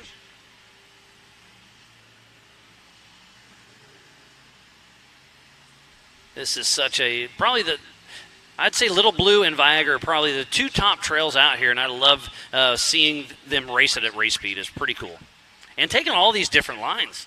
Normally, you go up this if you're just coming out here to go play wheeling, and you can really flex out the suspension, but I'm seeing some new lines that I wasn't aware about. Oh, no. Jeremy Purick's pulling off just before the track here. I'll bet you he was switching from high side to low side. Yeah, that's quite possible. So it's worth remembering that these vehicles, oh, look at the speed of Bailey Cole here as he makes his way down Little Blue. But he's losing touch with those lead cars. They've pulled at least 2 minutes, and I do believe it's where they come down Little Blue there. Cutting that corner off. It takes away 30, 40 seconds each time. Every time, absolutely. Every single time. Oh, yeah, look. Oh, now he's got a flat tire. left front flat for Jeremy Purick. There's Albert Contreras trying to chase down Mick Henson. Yeah, we said flat tyres are going to be the problem out here, and it's starting to show already. Now, do you stop and change this flat, or do you get your way back round to the pit? The Amsoil Hot Pits is another probably mile or so. It's going to be tough, but if he can get through this section, this is probably the toughest part before he gets back to the Amsoil Hot Pits. So if it was me, I think I'd roll with it. Yeah, and looking at that, it looks like he's carrying 2 spares in the back as well. Great shot of the entrance to the Bronco Boulders.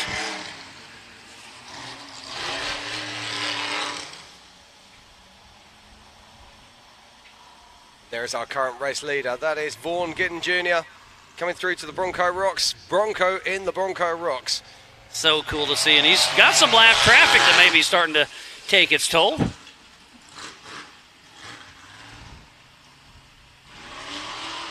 And they're going to be passing lap traffic very, very soon indeed. And just behind Vaughn is, of course, Brad Lovell. Now, we missed the overtake earlier. We're not sure what actually happened. But it's a close battle. Remember, this race is on adjusted time, but they took off side by side. So it's going to be a physical finish between those two. It is indeed. And you would not bet against that man, Brad Lovell. Look at this. He's taking a different line. Can he find a way through? Oh, look. Oh, Brad is pushing hard. It's going to be side by side coming out.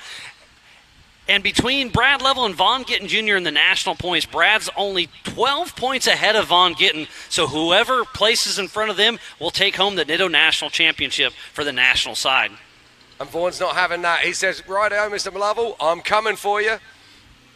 That is absolutely awesome. They are going to be doing an absolute drag race down, but lap traffic is going to be an issue. They're both running V6 turbo V6 motors.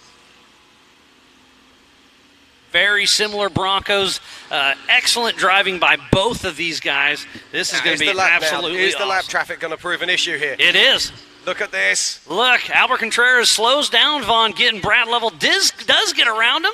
Let's not forget that Albert Contreras actually started on the line behind them, but he has stopped for a spare tyre.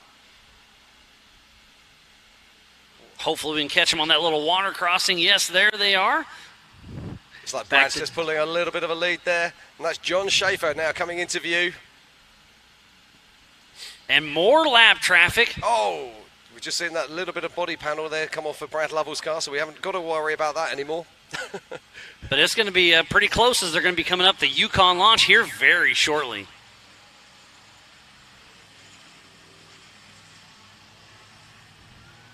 And crossing the line there, that is Alex Fleming. Part of Sherpa Motorsports with that Toyota 4Runner with that V8. Back to Albert Contreras, all the way from Compton, California. Albert's been racing with us many, many years here in Ultra 4. So good to see he's made the journey out across here. There's a great shot of the Yukon launch right there that Jeremy Purick's going up. So more lap traffic for Brad Lovell and Vaughn Gittin Jr. Indeed. Oh, now let's not forget that Jeremy's got a flat tyre. Is it going to be a problem for him? No, he gets out of the way just in time as we watch Bailey Cole picking his way through the Bronco Rock Garden.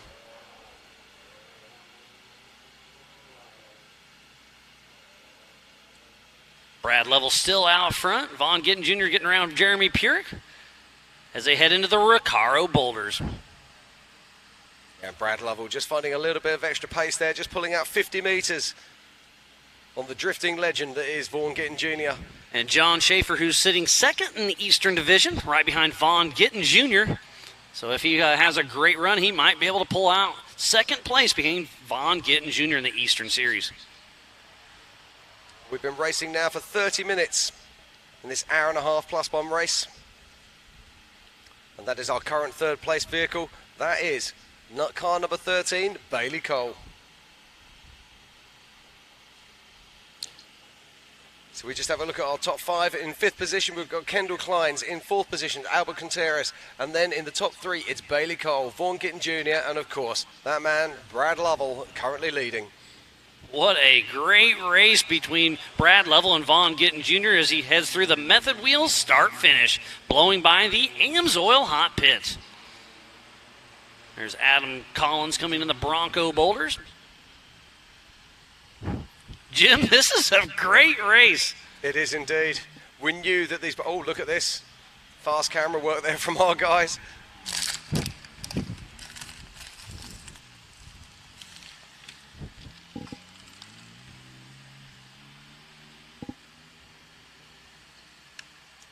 Vaughn Gittin Jr. is coming into the hot pit. Looks like a right rear flat tire. So the Fun Hover Off-Road team is in there ready to check it out. So that's going to give Brad a pretty good lead. We'll see how quick they can get him in and out of the AMSOIL hot pits.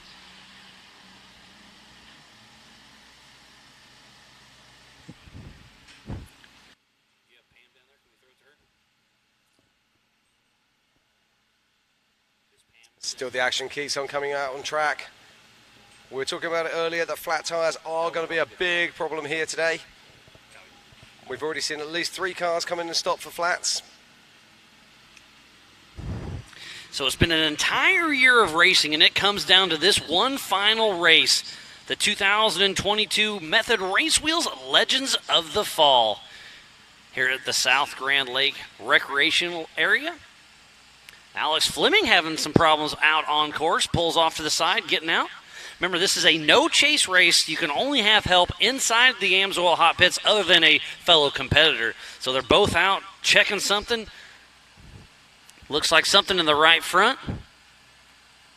We'll see if they take their helmets off, you know, it's going to be a long fix. So they're inspecting some stuff. Tough break for Alex Fleming. I think we're going to see the attrition ramp up as this race continues. Vaughn, only about third distance at the moment. Vaughn Gittin Jr. pulling out of the AMSOIL hot pits, so that tire change was about 2 minutes, so pretty respectable. You have to go all the way through the AMSOIL hot pits and then take a left. It is only 15 miles an hour through that section as well.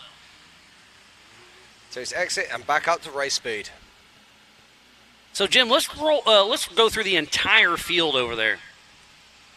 We can do that for you, Mars. Let me just wander on down. Okay, so in 13th position is Adam Collin. In 12th is Joe Fabrizio. In 11th is Jeremy Purick. In 10th is Mick Henson. In 9th is Tom Biddle. In 8th is Alex Fleming, but he is stopped on course currently. In 7th is John Williams. In 6th is John Schaefer. In 5th is Kendall Kleins. In 4th is Albert Contreras. In 3rd is Bailey Cole. 2nd, Vaughn Gittins Jr., although I think that Bailey Cole is probably now taken 2nd position. And then in first place at the moment is Brad Lovell. But we'll just wait for confirmation, but I'm fairly certain that Bailey Cole will now be officially our 2nd place car on track. As Tom Biddle comes down the middle of the Little Blue, kind of the standard issue, and there's Brad Lovell making a pass on the right side. That is a fast section, and I know everybody, the 4500, 48s, and the 44s are watching this race and saying, that's the side to go. Yep. Because they're on 35s, they're going to be on 37s or 44s even. So I think if you're not taking that right lane, we looked at that. JT and I were marking course, and we looked at it like, somebody might try that, whatever. And now it's the standard issue line. Indeed. Oh, you see a big flare out there. Now, has he got a flat on the back? And the way that car kicked around, it did look like it was possible. There's about 18 inches of water crossing right there, so it's not too bad. But there's multiple lines. You don't have to take that line. You can go somewhere else. As we watch John Schaefer. Back to Mick Henson. Oh, look at that. And remember, he's running leaf springs, just sending it off that little step down. Uh-oh, tailgate fell open. Goes down. Yeah, he's going to lose the cooler in a minute. Back to Kendall and Brexton Glines. This is a fun little section. You can tomorrow, I think they're going to ride that wall a little bit. There's a fast, if you can get up on that little side hill and really send it, it's going to be pretty impressive. Speaking about that, there's Vaughn Gittin Jr., physically in 2nd position. Well, possibly 3rd. I think he's probably in 3rd position at the moment. He's hunting down actually the 4th place in position, which would be Albert Contreras. So whatever Alex That's had good to some see. issues, Yep. he got that squared away, or pushing it to the Amsoil hot pits. Time will tell. Yeah, it looks like he's still got the spare in the rack, so it wasn't the tyre, so it must have been another problem. And there's Albert Contreras right behind him. And have you noticed that Albert's picking up the pace? He's not being quite as soft and gentle as he was on those opening laps. And there's Bailey Cole. Where's he at on course? Okay, so I think he's physically in that third position. I still We're think he might guessing. have weighed his way up into 2nd place. We'll just have to wait confirmation as he comes through the start-finish arch. But I do believe that Bailey Cole might well be up into 2nd position now. Kendall Glines back into the Bronco Boulder section. There's Vaughn Gittin Jr. He was the national championship in the 4400 class last He's year. got to be behind Bailey because it looked to me like Bailey had already done Little Blue. Okay. Look at the pace.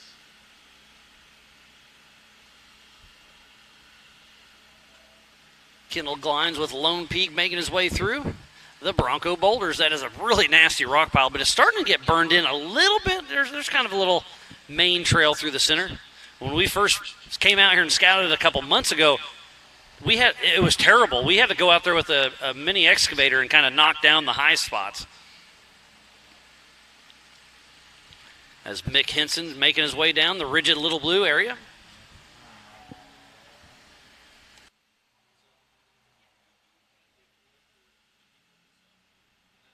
And there's our current race leader. That is Brad Lovell. Look at the speed and the pace he's carrying as he makes his way through to the Bronco Rocks. That's a commanding lead now. He's just got to keep it together.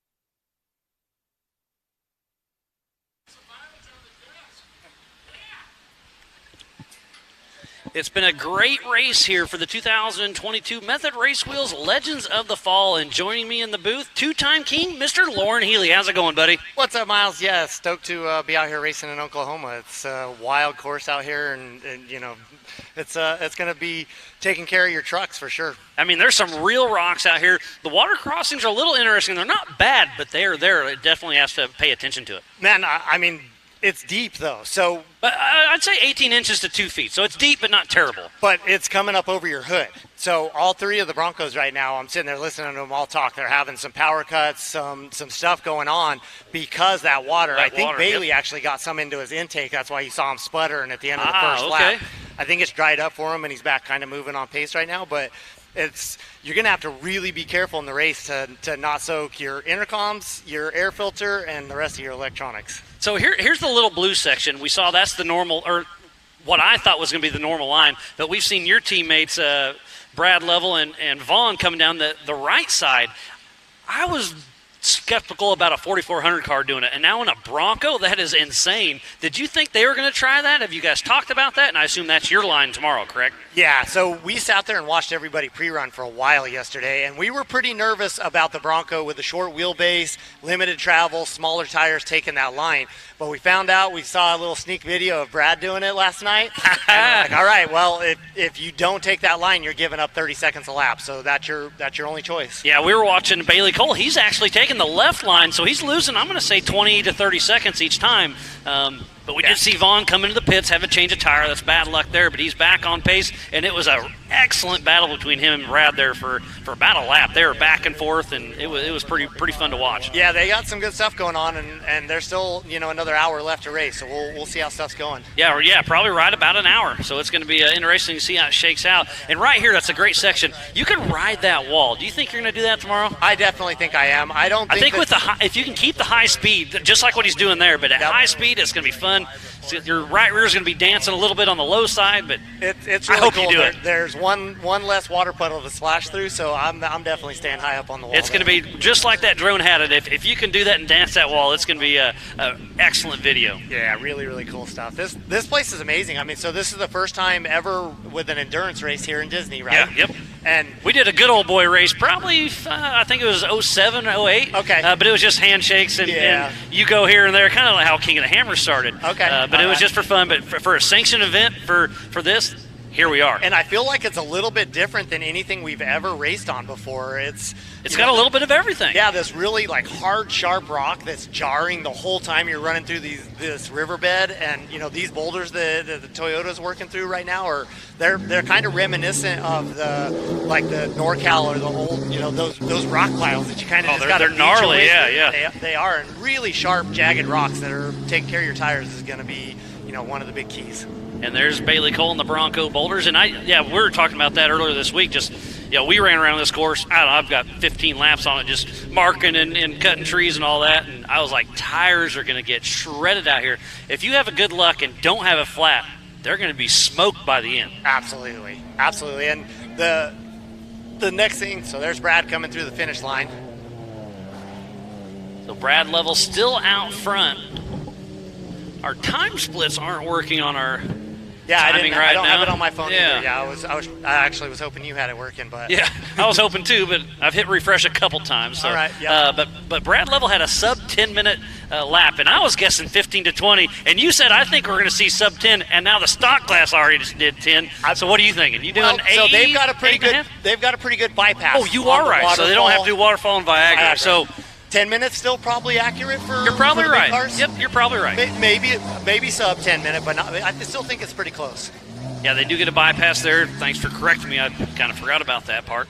But yeah, tomorrow you will go up Waterfall and down Viagra, and yeah, that'll add a couple minutes. Yeah, that's my most nervous spot, I think, on the track of a potential traffic jam is right there at the waterfall. Especially at the start. That's going to be interesting. You're starting fourth row? Yep, 8th place qualifying. Didn't have it together this morning. My car was stumbling and sputtering a little bit, and with a 20-second qualifying time, like there was no room for mistakes, and if you gave up a second, you were in trouble. So, but this race is on adjusted time, so honestly, I think you're sitting pretty nice to where you're at. You're not going to get caught with too much lap traffic, but at the end of the race, the adjusted time will be on your side. Yep, and you don't have any dust that's going to be a problem here. Yeah, we've had some dusty races this year. I mean, we've done our best to do what you can, but sometimes Mother Nature doesn't help you. And Monday and Tuesday is when we really had to mark course hard. We got poured on. It was terrible out there on course, but it made for a perfect race day. I saw you in your social media just out here getting poured on. Yeah, man. Sometimes you just got to work through it, and that's what Adam Collins doing right there at the bottom of the rigid Little Blue. Yeah, but this place is, I've always seen, Disney as one of those places to come wheeling and check out crazy, wild stuff. But, this is a really, really neat park. And, I've heard there's more acreage that, of course, could maybe be developed a little bit. Yeah, I think they've got 200 miles of trails out here. I think 20,000 acres that you can touch on that GRDA is over, but yeah, we'll see how it shakes out. We just saw Vaughn, your team, Funhammer teammate, out there running strong. It looks like he's about I'm going to say 2 minutes off pace, which is that tire change. Yep. Yeah, they were running right there within 10 seconds of each Left other. front flat for Alex Fleming. So the tires are definitely becoming an issue. Absolutely. He's got the Yukon launch to Recaro Rocks, and he can come back to the Amsoil hot pits, so I'm sure he'll just keep pushing through that. Yep. So talk me through your strategy tomorrow. Are you going 100% the whole race? Are you going to race the 75 for the first hour or so and see where you're at? Or put the visor down and see what happens? I feel like this is very Moab-ish again, and I told you before that race that I was going to see how the race developed for the first half of it and then try to set my pace off of that. I don't want to make the mistake early on of getting a flat or breaking the car or something that puts you a lap down and then you just never recover from that. So I really want to see how the race develops for the first part. Like you're saying, I have that 2 minutes of adjusted time on the leaders, and so I should be able to get some good split times and try to find a good pace, trying to figure out how to work in that joker line. Yeah, well, let's talk about that. The waterfall, I love the joker line. It throws it all out the window on where you're at and strategy. I love strategy of racing. Yep, and I'm kind of thinking that when I have a fresh car right in the beginning, I might want to hit it, right away and have that on the leaders as well. Especially if it's open. So to me, if I'm racing and I don't see anybody in there, I'm taking it. Yep, I think that's about where my head's at on strategy too. And if that's first lap and there's nobody in there, don't let it keep wait until the end. Because what if is a bottleneck at the end? Because if you don't take the Joker, you didn't finish. So now all of a sudden you don't get any points. You get 200 points for starting. Right. Well, 400 because of double points race. Right. And what if you didn't? What if you got a flat, and you're trying to go in there but not a healthy car? I think you try to play it where you have a perfectly healthy car and try to hit it kind of early, in my opinion. Yeah, it's going to be interesting to see how it shakes out. This is the 4600 Spider Track stock class we're watching. Jeremy Burek blasting through that little water section. Are you able to skim that? I assume with the horsepower you have. We were trying, and it just brings you to a stop. It's like really? You stand on the brake. So it doesn't come up over the hood, which is obviously a very good thing. Anytime you can keep it from getting up in the electronics and the air filter, that's your goal. But yeah, it's the water crossings are just deep enough it's like standing in a shower and turning the shower on in your face real quick, and then having to see squeegees. Do we have a squeegee on a string bouncing around in here to get our visors clean? Because it's not mud where a tear-off will clean it. It'd be like you need the windshield wipers because you'd go through 4 tear-offs every time the water hits you. So it's interesting.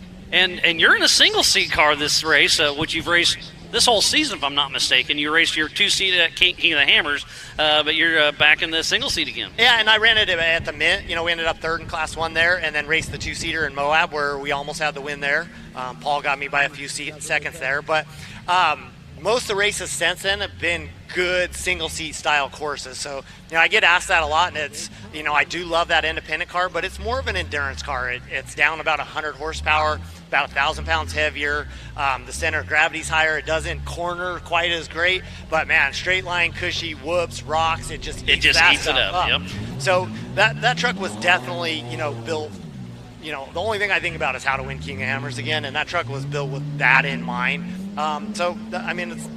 My goal is to always get to having multiple cars and be able to run multiple cars. I love it. I mean, I remember the first year you won King of the Hammers. I think it was 2010. Yep, 2010. And I was out doing pit crew stuff, and who won? Lauren Heath. I was like, who's that?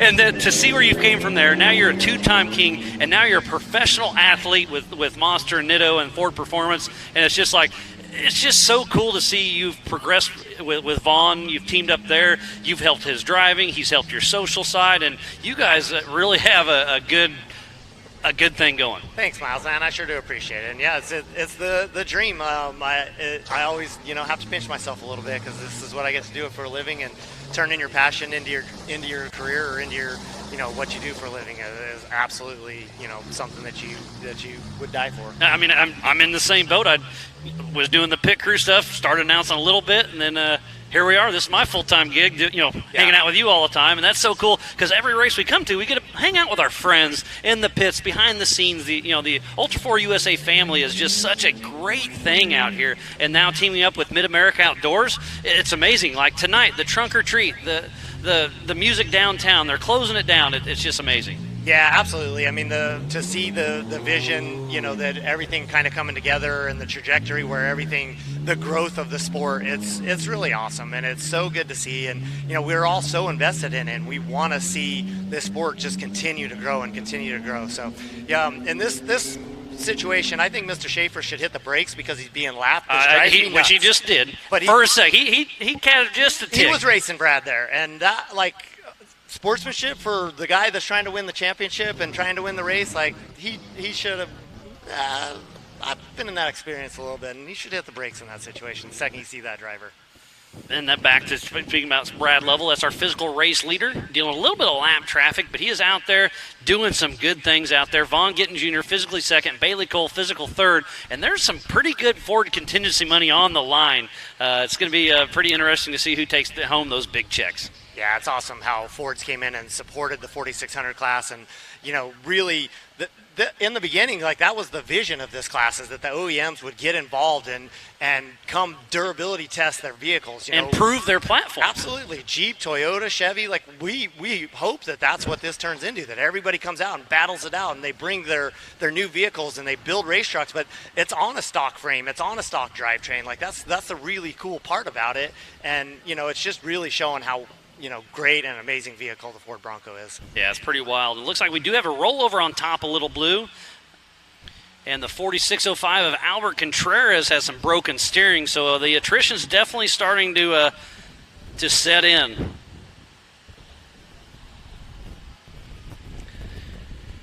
This is our last race of the season, and we are getting everything geared up for the Nitto National Championship. It's going to be pretty interesting to see how it shakes out. Obviously, King of the Hammer is the first race of the season, and you had a little issues there, so your season got a little goofed up early, but I love to see out here you're still a fierce competitor. And let's talk about you and Paul Wolf for a little bit. Paul Wolf is not new to off-road, but he's new to Ultra 4. He came in with his Can-Am, is dominated, and then he gets this UFO. I'm like, okay, this might be fun to watch. And then you and him have had some of the most epic battles out there. Yeah, it's definitely been a season for the books. I mean, I love, thinking of the old days of me and Shannon battling door to door, just back and forth every race, and it's kind of revived that crazy battle, that really makes you push that extra little bit. It pushes you out of your comfort zone, makes you take those extra risks, and really try to do everything to win. So it's been an epic year. Like you said, KOH didn't go great for me. So I come out just trying to win every race, and I'm up there top 2 in the West Coast Championship, so I do have a little bit on the line as far as the championship. Which would be awesome to do, for sure. And the guy in front of me is Paul Wolf, so there's a little bit on the line there. Vaughn's going for the overall championship again for the second year in a row. Yeah, if the points add up, he could do it. Him and Blyler, some points got to fall a little bit. See how Josh does with that. But so we're definitely here trying to figure out how hard do we push. Are we trying to win this race? Are we trying to win some championships? Like, what's the strategy here? So it's been an epic year, though. I really have enjoyed racing with Paul. There's been some crazy door-to-door battles go on, and I don't see it stopping anytime soon. I'm sure we're going to have more and more of it. And I love how you guys, you're racing on course, but then off the course, you'll give him a little pointer here. He was new to the game. Ooh, Brad Lovell pulling into the Amsoil hot pits. Looks like a right rear flat, possibly. So yes, flat tire. So we'll see whose pit crew down there does a better job, because Vaughn Gittin Jr. pulled in earlier with a flat tire. So we'll see if how much time Vaughn Gittin's going to catch on Brad Lovell. Yeah, we had a airline closed on our speed jack. So whoops! It was a little bit longer of a tire change than we would have liked. Was that your fault? That was not my fault. I'm not typically the pit guy, crew leader over there. Accidents happen. Yeah, that's good. This is going to tighten stuff up for sure. So we'll see if it gives Vaughn a chance to get back into the race. What a great race this is turning into be.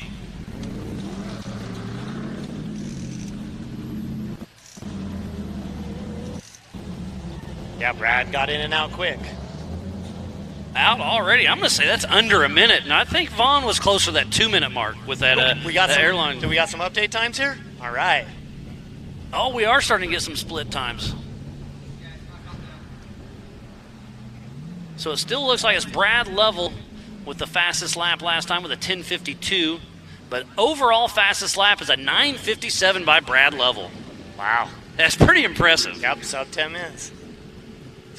All right, well, I'm going to go back down into the pits, but thank you so much for having me up, Miles. I always love chatting with you guys and talking race strategy and stuff. So. Always a pleasure. Thanks, buddy. Have fun and good luck tomorrow. Thanks, and we'll guys. see you Appreciate tonight at the Trunk or Treat. Absolutely.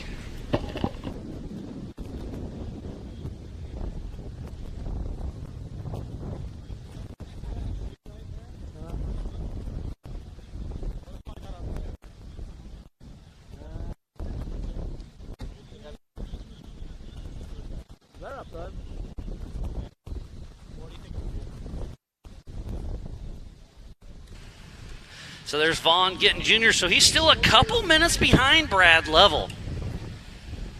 It's so cool having a 2-time champion up on stage.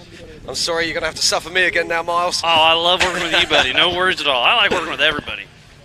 Looks like Albert Contreras is calling the race with some steering issues, and that rollover at the top of Little Blue, no medical issues at all.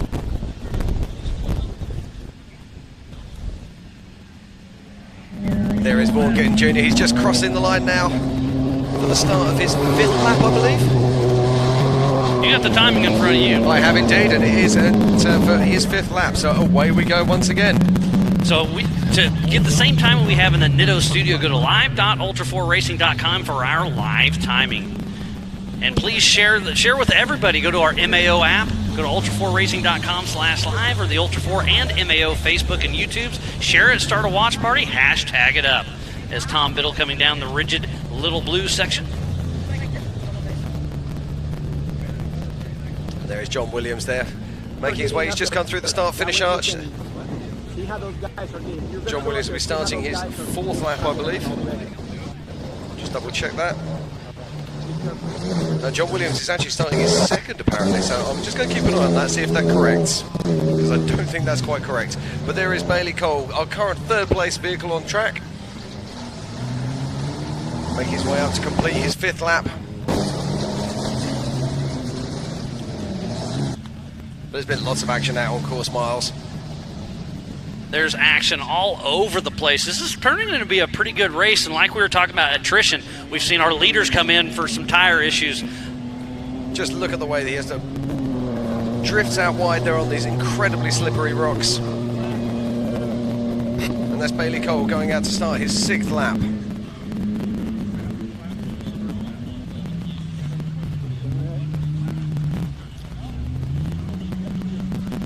His fastest lap is a 10 minute and 30 seconds. That last lap was an 11 minutes and 3 seconds. The fastest lap at the moment is held by our current race leader, and that is that man there. It's Brad Lovell, putting an absolute blistering 9 minutes and 57 seconds earlier on in the race. What a great race for him, for sure. Brad Lovell is one of those guys that always is just a true professional out on course. And we have Kendall Glines stopped out on course. Yeah, no one likes it looks to like see he's that. getting ready to crawl out, so he's having some issues as well. So the attrition is really starting to set in. Yeah, it's a tough course. Let's not forget it is all rocks out there. And here it's Vaughn Gittin Jr., our current 2nd vehicle on course.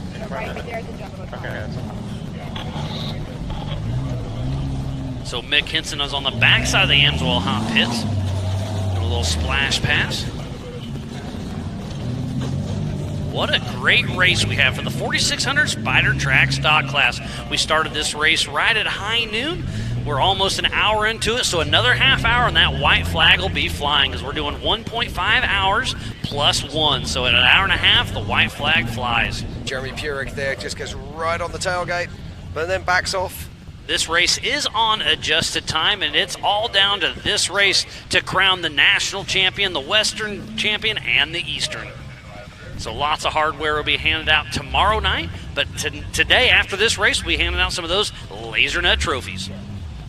We are indeed. And let's not forget that later on today, we're going to be having the 4900 UTV class out on track. That'll be at 3 p.m. Central Time. We have 46 UTVs out on course. And there's Vaughn Gittin Jr., our physical 2nd place car on track, and sitting in 2nd place behind Brad Lovell. Saw him coming earlier for a flat tyre. Team did a great job of changing it quickly. As we watch Jeremy Purick there chasing his way through the Bronco rocks. Bailey Cole still running strong out there on course. Let's run through our top 10 once again. Yeah, we can go through our top 10. Now, there is some isn't quite right. So in 10th place we have Tom Biddle. In 9th we have Adam Colan. Then it's Albert Contreras, but we believe he's now actually out of the race. So in physical 8th position, we've got Alex Fleming. Then in 7th, Jeremy Purick, who we just saw on track just a moment ago. In 6th is Mick Henson. In 5th is Kendall Glines, who we also saw stopped on track, so hopefully he can get going again. In 4th, it's John Schaefer in the Jeep. And then in 3rd, in his Bronco, is Bailey Cole. In 2nd, Vaughn Gittin Jr., also in a Bronco. And leading the race at the moment, it is Brad Lovell. Yeah, what a great race we have here to finish out the 2022 season. But let's talk about 2023 for Ultra 4. We're going to start out with King of the Hammers, February 2nd through the 11th. That'll be the first official race for Ultra 4 USA. Indeed. Now, our second race is going to be at Rush at the Rush Off-Road Park, and that's going to be from April the 20th to April the 23rd. Then our third race is going to be at the Broad, Montana at the YOURR. And that's going to be from May 18th to the 21st. We're just watching there as Bailey Cole's powering his way through. Then the fourth race is going to be Visions at Mid-America Outdoors, literally just up the road from where we're sat right now. That's going to be June 14th to the 18th. And the fifth Ultra 4 race will be at Pottsville at the famous Reading Outdoors. That's July 27th to the 30th.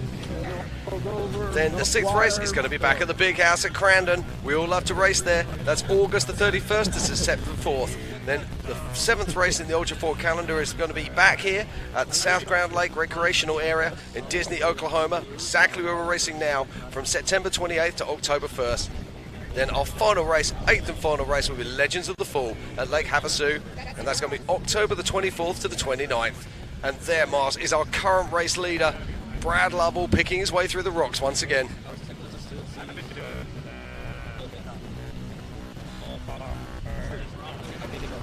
That Bronco boulder section is starting to fall.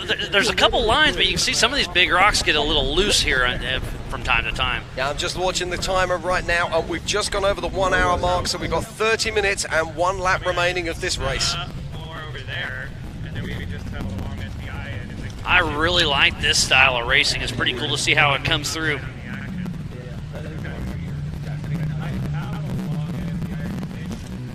And Brad Lovell's looking really good out there, nice and tidy, no mistakes. There's Jeremy Purick hunting down that Toyota.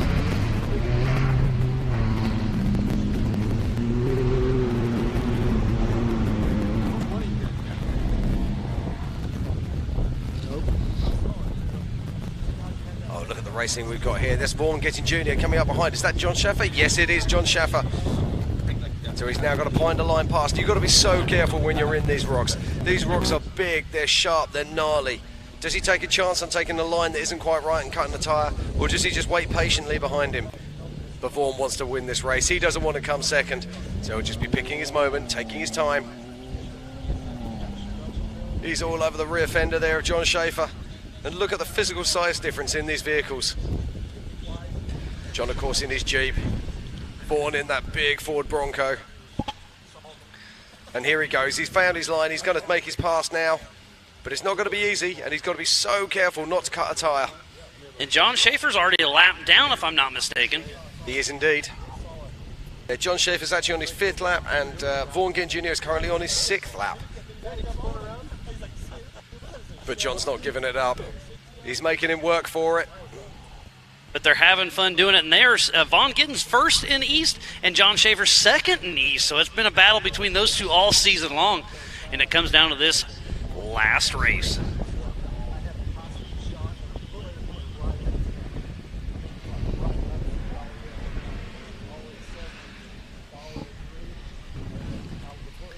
Heard some horsepower come through the Method race start finish of Jeremy Purick. That 392 is singing. Yeah, he's making a move finally on the Mick Henson there in the Toyota Pre-Runner.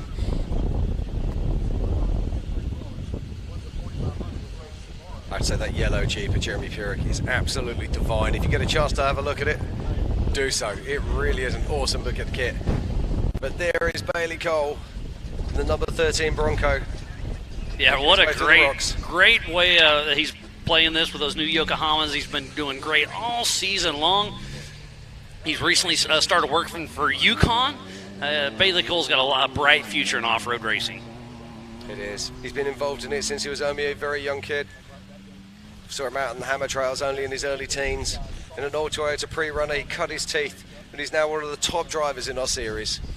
And he was really, he debuted in 4400 class a few years ago and did extremely well. He started in stock class, races UTVs, made it all the way to the top. He just kind of dabbles a little bit of everywhere. Did indeed, yep. It's going to be interesting to see how these Yokohama tyres hold up into these extreme conditions. Yokohama are fairly new to this kind of rock sports. Came on board a few years ago, notably with Levi Shirley, and he's been having great success with them. There's our physical race leader, Brad Lovell, still out there. And no, he's got no tyre in the rack. So now he's having to deal with that a little bit. We'll see if that shakes anything up. I think he's got a fairly strong lead at the moment. Over our 2nd place car, we'll be keeping a check on the time on that. And Brad Lovell's now out on his 7th lap.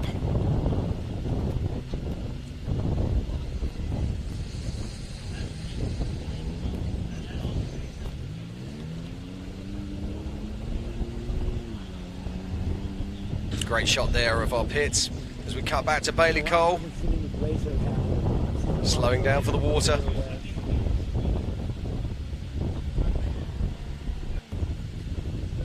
This is on the far side of the course as he makes his way back up towards the Yukon launch.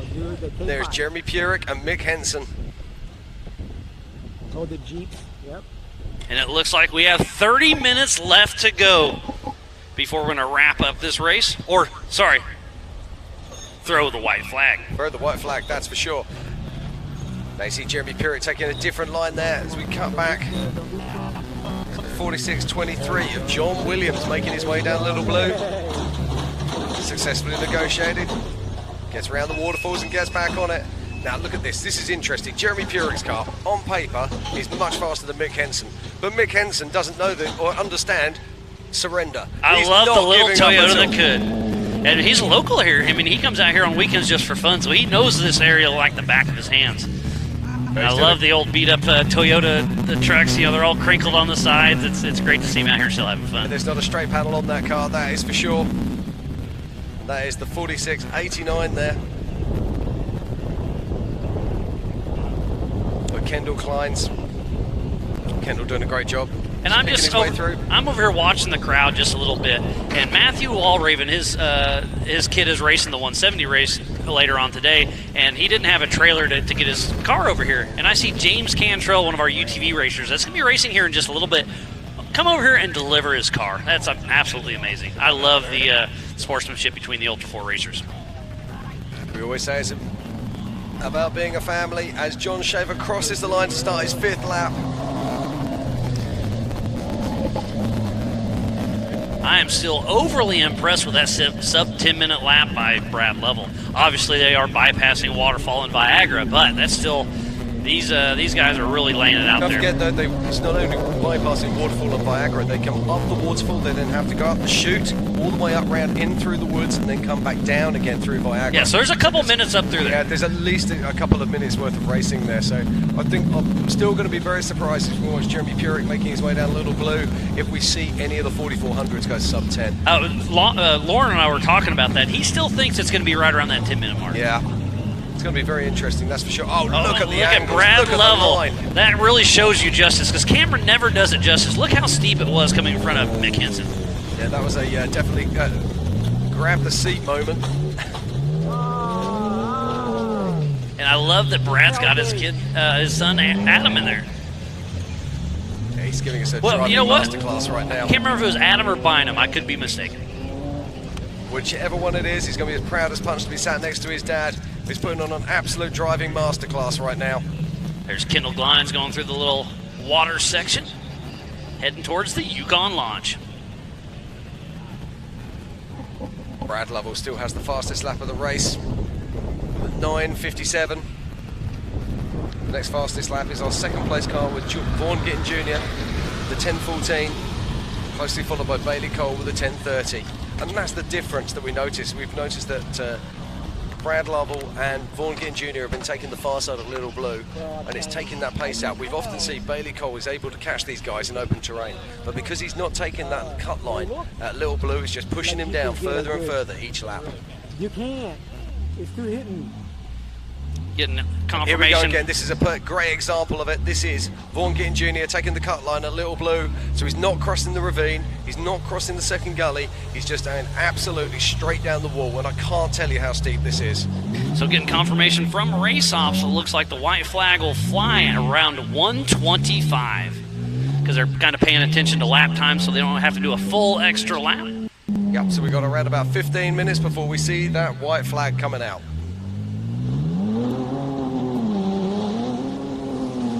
There's Bailey Cole, and he's bypassing the waterfall. The waterfall is just behind us.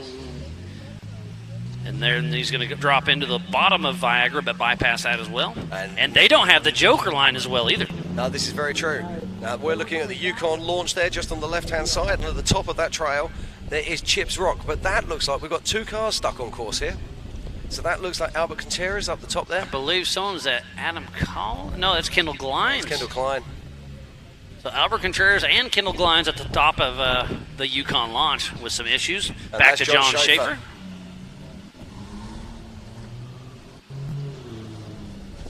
I cannot wait for the main 4400 race tomorrow. That's going to be very special indeed.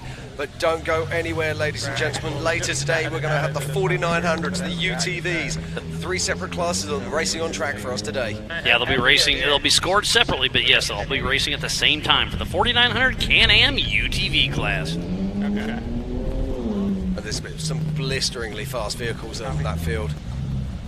We saw Paul Wolf today qualifying with a 24 seconds in the UTV, which is absolutely astonishing, and would have put him into the top 20 in the main 4400 race. As we watch Bailey Cole making his way round the bottom of Little Blue.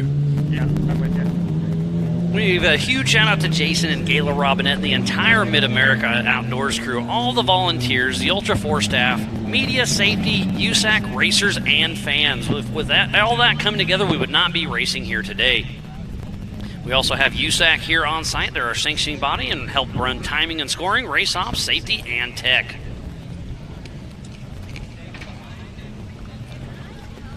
And we would not be here without Progressive Insurance, 4-Wheel Parts, Optima Batteries, Monster Energy, Bronco, Ford, Can-Am.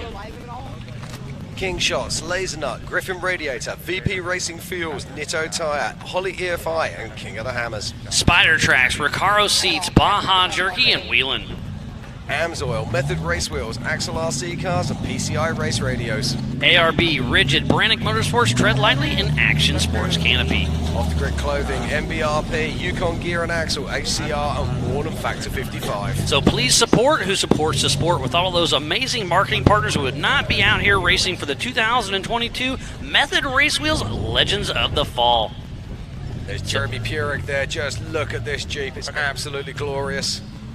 Wearing the colours of Miller Motorsports. And we'll be seeing many more of the Miller Motorsports vehicles over the weekend. I'm not sure if Mick Henson's tailgate's going to make the end of this race. It's flopping back and forth as we're back to our race leader and almost off-road Hall of Famer, Brad Lovell. He'll be inducted in tomorrow night in Las Vegas at the beginning of the SEMA week. It doesn't have to be a big camera. He's done a little bit of everything from short course. He's raced King of the Hammers for such a long time. He's been part of the Ultra 4 family for so long as well, and he's got multiple championships, and it just goes to show why the Off-Road Motorsports Hall of Fame nominated him. Yeah, absolutely, and it's great to see it going to not dare I just say, not an older gentleman, but somebody who's already still delivering and still giving back to the sport. And he brings his whole family. His wife, Natalie, had a headset on. He's got one of his boys riding shotgun. It's just great to see everybody out here enjoing themselves. And Mick Henson makes the pass. He passes Jeremy Purick, jumps for joy as he does so. And I think you're right, that tailgate, we're going to have to take a bet on this one. I don't know if it's already splitting in the middle. Yeah, that's fine. It's a Toyota. It'll be there for another 150 years. Was at my cousin's wedding last October. Oh, that's cool. Now, here's the reason they're the choice of terrorists. Yeah, my mom's whole side of the family is farming. And there goes Vaughn Gittin Jr. through the Bronco boulders. Checking up just a little bit, trying to save some tires. Do you know what? I think Mick Henson's going through faster than he is right now. He's the one that he just got passed by him. No, that was Jeremy Purick. Oh. In the same doing section. Exactly what he needs to do. He's just keeping the tires under that car. But look at this. Bailey Cole's not too far behind Vaughn Gittin now, so he's starting to pick up the pace. So right now, if Brad Lovell wins this race, he'll take home a lot of money. He'll take home probably about $1,250 from Ford Performance, quite a bit of good check from Mid-America Outdoors and Ultra 4. He'll take home the National Championship and the Western Championship. So if Brad Lovell can keep this race together, it's going to mean the world to him as Mick Henson hits the water hole a little bit too hard and stalls the engine. Yeah, no, that's unlucky there. It's the trouble with these vehicles that are running with carburetors and distributors. They don't like water. But Jeremy Purick doesn't have that problem. He'll be running with an ECU with fuel injection. No distributors to be seen as we watch Jeremy Purick from a different angle going past Mick Henson. So tough luck there for Mick Henson. But remember, he just went, it got it back going. So I was wondering if maybe he shook something loose through the Bronco belt. So we got this group and then another group, right?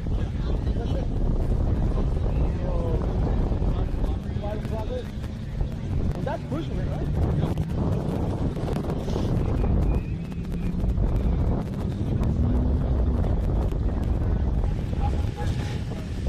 Brad Lovell still out on course, pushing strong. He'll be crossing the Method Race Wheel start-finish line here in just a moment. Yeah, here he's going to be going out. He's the first car to come through to start his 8th lap. So we'll see if he can get one more lap. It's 1:15. He can turn a 10-minute lap. So I think he's going to get another 2 laps. I think we're going to see 10 laps out there. There's a great shot of the AMSOIL hot pits and all of our marketing partners blowing in the wind. Usually we love wind, but today it doesn't matter too much. There's not much dust at all. As we see John Williams physically sitting in 4th position in national points. Yeah, just John Burst being slow and steady, picking his line through, saving those tyres.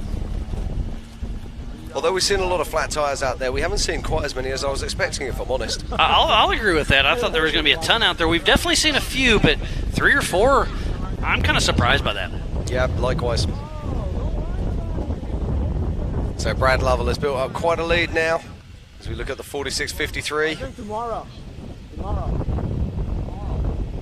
That's Tom Biddle. It is Tom Biddle. With Filthy Motorsports and doing yep, he made it. Had to dip in a little water a little bit, but the drone did a little cool overshot. That looks like Kendall Kleins is back up and running again. Yeah, we saw him stopped at the Recaro so that's Rock. great to see. And look at that in the background there, chasing down Jeremy Purick. It is our 2nd place car, Vaughn Gittins Jr. That looks like he has a little bit of lap traffic to deal with Jeremy Purick. Oh, that's great to see. With Mick Henson running in the background again, so that's great to see that he's back up and running. And right where Purick is another little, it's probably about 18 inches to 2 foot deep.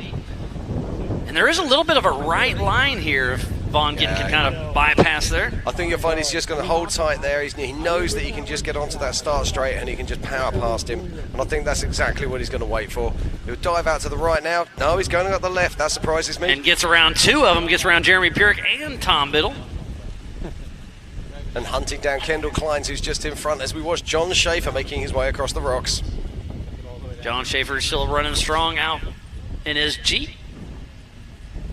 RPM Extreme, back to Brad Lovell. Heading to the bottom of the waterfall section. He's absolutely in control of this race right now. Or as in control as anyone can be. Yeah, it's kind of his race to lose right now. If he can keep a perfect race, I think he's got it locked up. But Vaughn Gittin Jr. is there to take advantage if he has any mishaps. He is, and let's not forget, somewhere lurking in the background, not that far behind, is Bailey Cole. So in national points, it looks like if everything sticks, it'll be what it is. Brad Lovell 1, Vaughn Gittin Jr. 2, and Bailey Cole in 3rd. So that's going to be pretty cool to see how that shakes out. It's going to be interesting to get Bailey's reaction at the end of the race when he discovers that these guys have been taking that inside line at Little Blue. Yeah, I wonder if his team's watching the live feed or not, and kind of giving a little split on that. Back to Mick Henson. The tailgate's still there, Jim. Yeah, you see, I don't think that they are doing that, because if he was, I think he'd have already changed his line and already be diving down it. So there's a top tip for anybody who's going racing. Always watch the live feed. You never know what you're going to learn.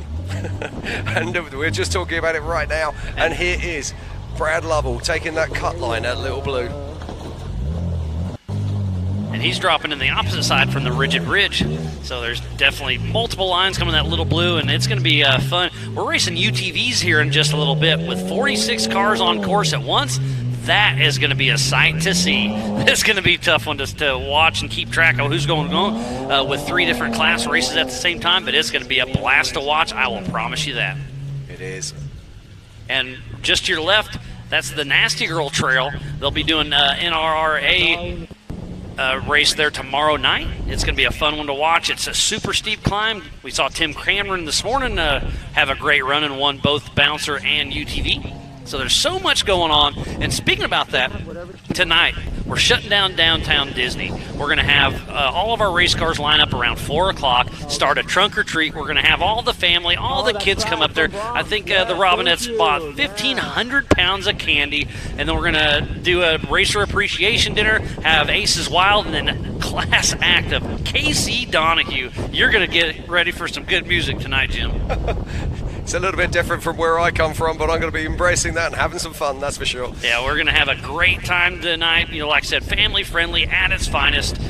So if you're anywhere in the area, come on out. And then tomorrow, it's the Mid-America Outdoors Championship Series at Mid-America Outdoors, which is only about a half hour away. And then they're going to have a very similar deal tomorrow night with live music, trunk or treat. There's spook trails, and it's open to the public tomorrow night at Mid-America Outdoors. So if you're anywhere in the area, come to Disney tonight, go to Mid-America Outdoors tomorrow, and let's have some fun. Indeed, we just watched Bailey Cole there passing Jeremy Purick, and that there is Adam Colon, still on track. And there's our physical second place car right now. That is Vaughn Gittin Jr. And I'll tell you what, mate, Bailey Cole is closing the door. Yeah, it's going to be pretty interesting to see how this shakes out for that third to second. Yeah, we've got 3 cars are on their 8th lap at the moment. Our current first place is Brad Lovell. In second is Vaughn Gittin Jr., who's on screen right now. And then, of course, is Bailey Cole in third. There's Tom Biddle in another Toyota. Needs a bit of polish around the edges, but she's a beaut.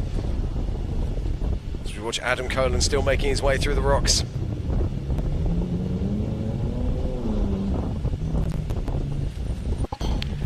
What a great day it's been. We started at 8 a.m. this morning doing qualifying, and Bailey Cole's still taking the rigid Still taking that line. ridge. He's still losing 30 seconds every single lap. And the rest of this race, he's doing really well, but he's still in there. He is, but we know he's got the pace for these boys, but these guys are so equally matched. All 3 of these Broncos are so similar that you need to find little advantages in every little place. And you can see that he's driving harder than the other 2 guys, but he can't make it up all the time he's going around the far side of Little Blue. He's just giving out, he's handing that time back to them every single time. So Jeremy Purick out there still running strong. Rock crawler suspension. Running the Miller Motorsports livery.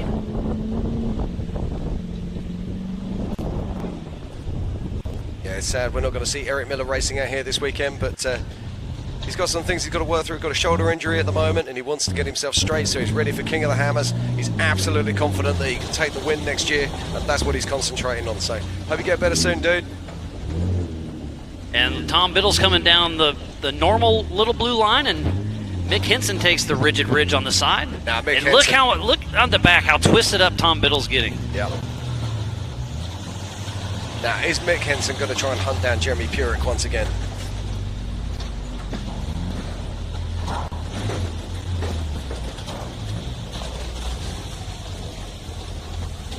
Watching Tom Biddle now, he's just dropping off the far side of Little Blue. I love both of those Toyotas, still running strong, running with the big guys and gals out on course, having some fun.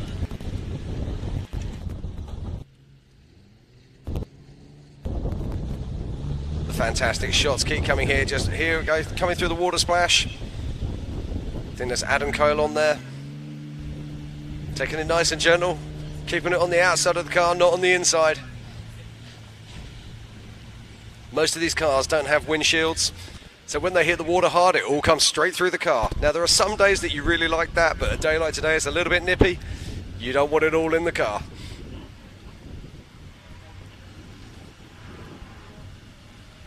Miles is stepping out of the booth for a minute. I'm going to be joined on stage by Pam Hall. Pam, how you doing?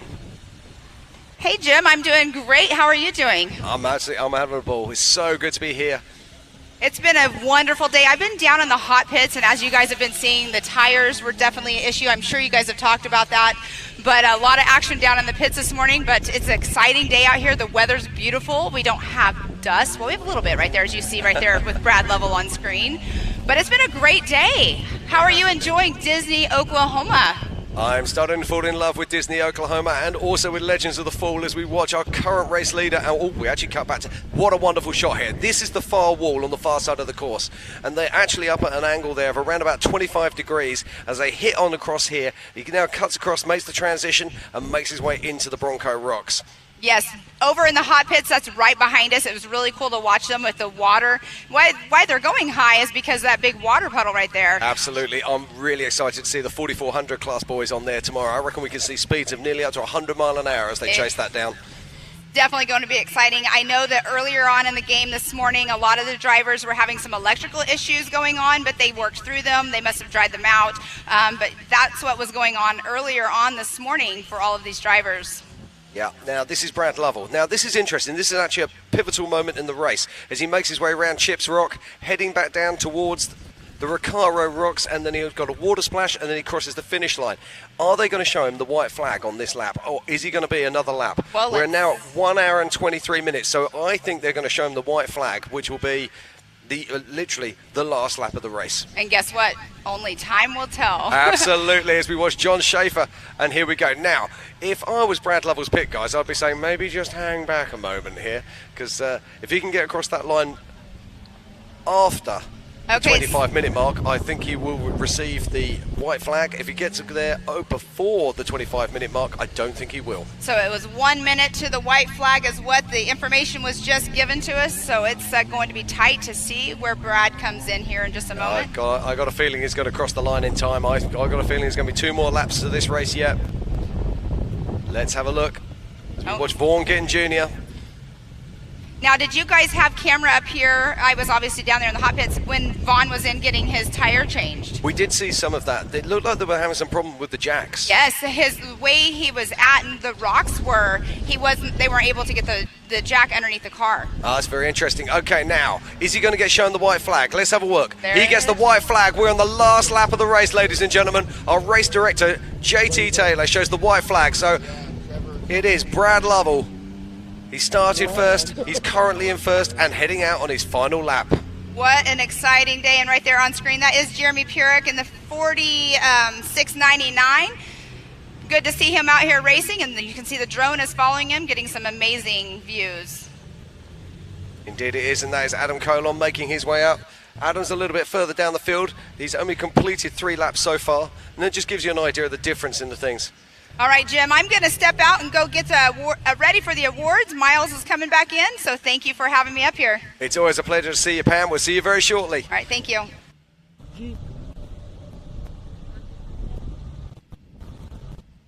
That's Kendall Kleins there. He's having a great race. As we cut back to John Schaefer, picking his way down the far side of Little Blue.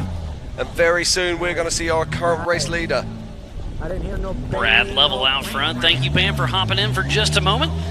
Welcome back, dude. Yeah, just in time. What a great race. The white flag has flown. They've already been racing for right at an hour and a half, and this is going to be a great race. And if Brad Lovell can pull this together, he's going to take some big money home from Ford Contingency. He's going to win the National Championship, the Western Series Championship, and may move into the 3rd place in East as well. He might be able to bump out Bailey Cole. It's going to be down to this last race, and wow, Mr. Brad Lovell could have the biggest weekend of his life here at Ultra 4 USA and the Off-Road Motorsports Hall of Fame. He could indeed, and the 2nd place car, which is Vaughn Gittin Jr., crosses the line to start his 8th lap, or his 9th lap, sorry. How far back is he? About 2 minutes, if I'm guessing? Yeah, he's going to be around about that right now. 1:27 on the timer. And they started 2 by 2. So they started 1st and 2nd, so he's got a minute and a half lead on. This race is on adjusted times. We'll have to play that as it comes through. But you can also go to live.ultra4racing.com for the same live timing we have up here in the Nitto booth. There is our current race leader, and look at the pace of Brad Lovell as he makes his way back up through. He's not slowing down at all. He knows that Vaughn Gittin Jr. is back there, and I know they have splits in the pits, but a minute and a half, he's still at a fast pace. Yeah, he's looking really strong, and it looks like John Williams there. Still rolling along. He's a little bit off pace, not sure what's going on. There's Tom Biddle. Forcing that Toyota through the Bronco rock fields. I don't think he's got a shock absorber left on that thing.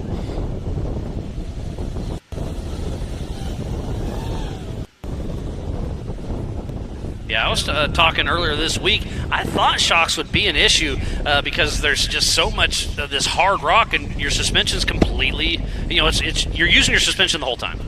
I'm not convinced with that. I think in the desert where we have so many whoops, I think the shock absorber's got a bigger workout.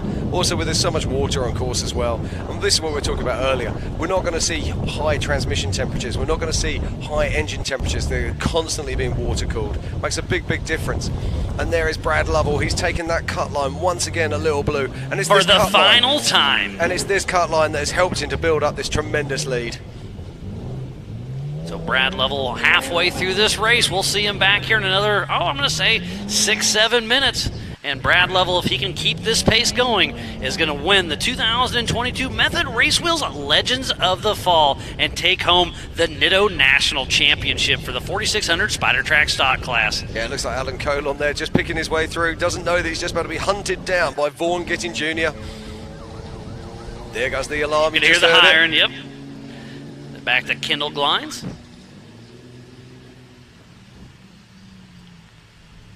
It's going to be one of the very few off-road races you'll ever race where you finish with a car cleaner than when you started. That is no doubt. Yeah, this place is absolutely awesome out here. Looks like Tom Biddle there making his way across the sand beach, heading down towards the Yukon launch. And there is Bailey Cole, car 13, currently our third place vehicle, approximately 35 seconds, I'd guess, behind Vaughn Gittin Jr. And we are about to hand out some Laser Nut trophies. Thank you to Cody Wagner and the company. Awesome shot there at John Schaffer. Just look at the trees. Yeah, Autumn has arrived here. It is absolutely gorgeous out here on course. And Vaughn Gittin Jr. making his way down the cut line at Little Blue as well. And this is where he pulls time on Bailey Cole. We've just seen Bailey Cole's pulled over 30 seconds out of him on that last lap. He's really pulled time back. And this is where Bailey loses his time every single lap. So Vaughn Gittin Jr., fun haver off-road team. We had Lauren, his teammate, in there. Left front, yeah, flat left front tire. tires are flat. Yep. That's gonna put him off pace. So Brad Lovell has a little bit of breathing room right now. It's now. not just that. I'm thinking about that young man who's just behind him. Bailey I'm thinking Cole. about Bailey Cole. Can Bailey do anything here? And it looks like he hasn't got a tire in the rack. I might be mistaken, but I don't think he's got a spare. So he's got to go himself around to the finish. So he's got at least 7 minutes of racing. Now Bailey's taken a slightly different line to what he's taken previously, and I think he's within 30 seconds. He's within striking distance for He sure. is now. Vaughn Gittin Jr. is leading the Eastern Series. It's going to be down to this race. I think he's still going to have it locked down, but Bailey Cole is giving him a run for his money here at the 2022 Method Race Wheels Legends of the Fall. And I think we're going to see a real battle when they get to the Bronco Rocks. I think that's where we're going to see Bailey Cole catch up with Vaughn Gittin Jr. Yeah, through those big boulders, that flat tire is really going to hurt him. Yeah, it is indeed.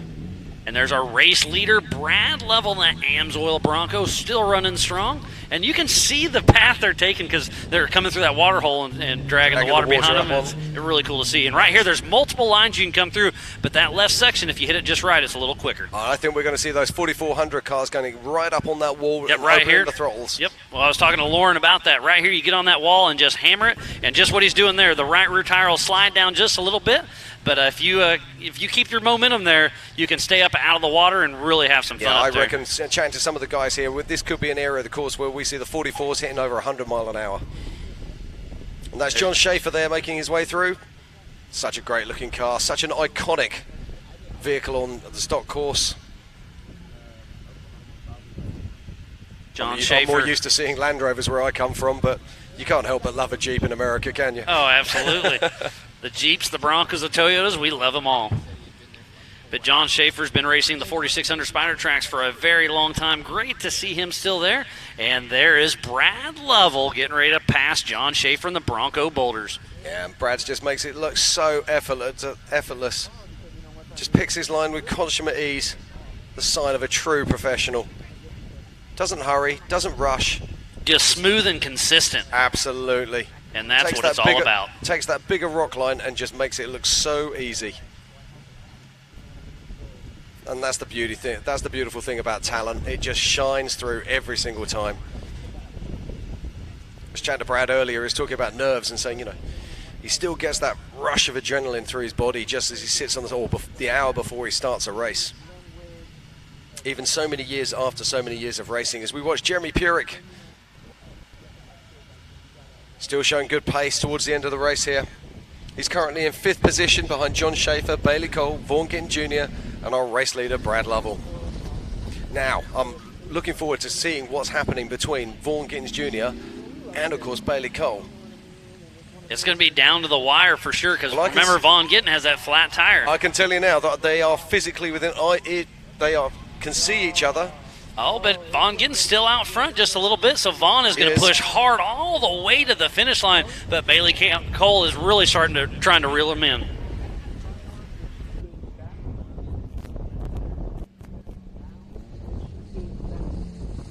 There's Vaughn Gittin Jr. now. And is that tyre holding up? No, it's flat, but it might be a little bit of air in it, but there's not enough. But can he hold on to pace?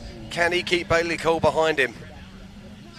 As our race leader, Brad Lovell, crosses the water for the last time, heads up, makes his way towards the Yukon launch. And where's Bailey Cole? Look at that, there is Bailey Cole. He can see Vaughn Gittin Jr. He's reeling him in. Every single lap he's been faster through this section than Vaughn. I am surprised Vaughn's moving that quick with that left front flat tire, but he's still moving. He's got nothing to lose apart from second place. So he wants to hang it on in there, so he's going to send it. He's going to make sure he tries to stay out there. And in national points, they're only separated by 16 points. It's going to be, by 4 points. Oh, wow. This is absolutely all to play for here. Can Bailey Cole find something? Wow. So it's going to come down to this last finish to brings home the national championship. Brad Lovell looks like he has it locked in. Is it going to be Vaughn or Bailey? It depends on this finish. How they physically finish on course is how they're going to end up for the Nitto National Championship. Yeah, bro. Yeah. Tell him. So there's Jeremy Purick there making his way through the bottom of Little Blue as we head back out on course. And somewhere over there towards that dam are our race leaders. Brad Lovell, Vaughn Gittin Jr. and Bailey Cole. And that is Vaughn Gittin Jr. And he's moving remarkably well considering he has a flat front. Left tire. Was he slowing? Oh, he is slowing down. Remember Lauren was talking about they were having some electrical gremlins with the water. He gets it back together again.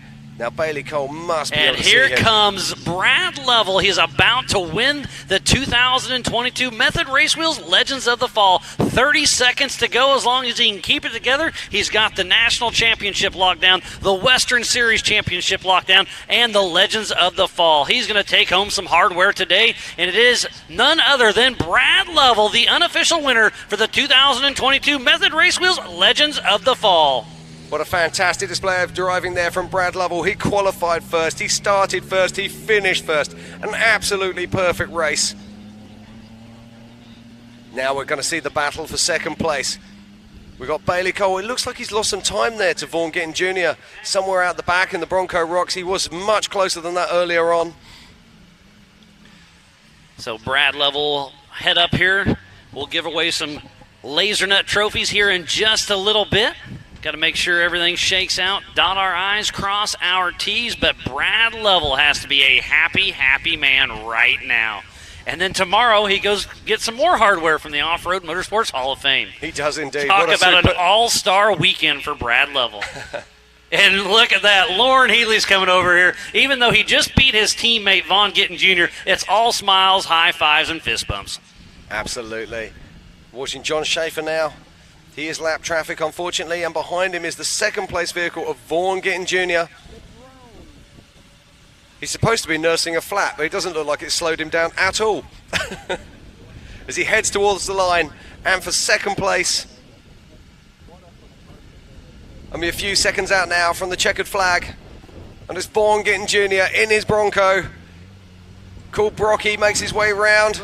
And he crosses the line and takes the checkered flag for second place here at Legends of the Fall. So he gets second place here at this race. He also gets second place in the Nitto National Championship and in the Eastern Series. He wins that one too. So Vaughn Gittin Jr. with an exceptional season in that Bronco. Indeed, and it's a Bronco lockout 1 and 2. We're just waiting for Bailey Cole to come around now and see if he can lock out the top 3 for the Broncos. And look at this, you can see the steering damper hanging off that car. John Williams having a little bit of issue there. There's Kendall Glines coming down the Rigid Ridge at Little Blue. He's got his son Brexton riding shotgun.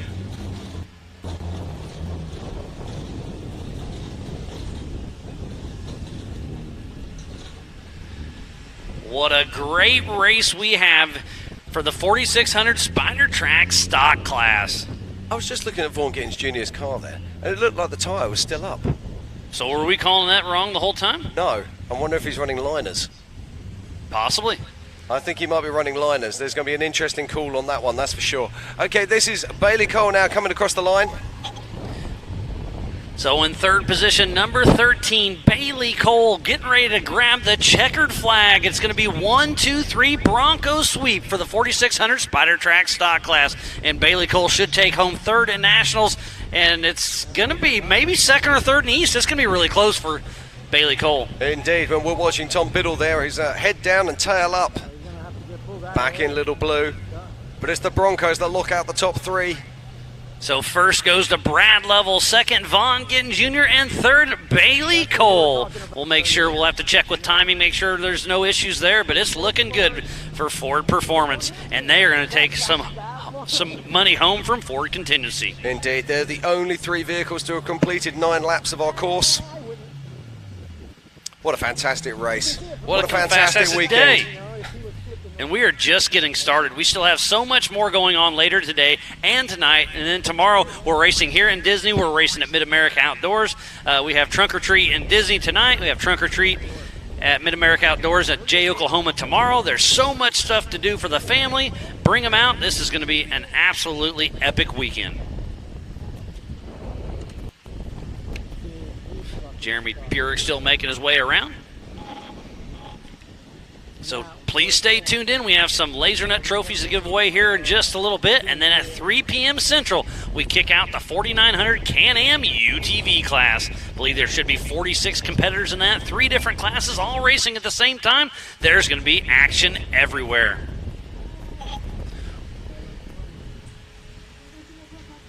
Yeah, let's not forget we've got a action-packed afternoon still ahead with the 4900 class. The UTV's going out there. Paul Wolf is going to be on the front row of the grid, and that's going to be spectacular to watch. Tom Biddle's out of the car. I think he's broken something in the front end here. He didn't seem to be driving backwards at all. Oh, there's Jason, one of our recovery crew. So that's the main line there in Little Blue that Tom Biddle is about the only one that's been running that one. But, hey, you know what you like. Here you are. But a tough break for him. There's Benji, another one of our volunteers out back helping everything go smooth. Yeah, they seem to have him hooked up and pulled out so it can get fixed. But still the race here continues at Legends of the Fall here in Disney, Oklahoma. And remember, this is a double points race, so there's a lot on the line here at Legends of the Fall and for the Nitto National Championship.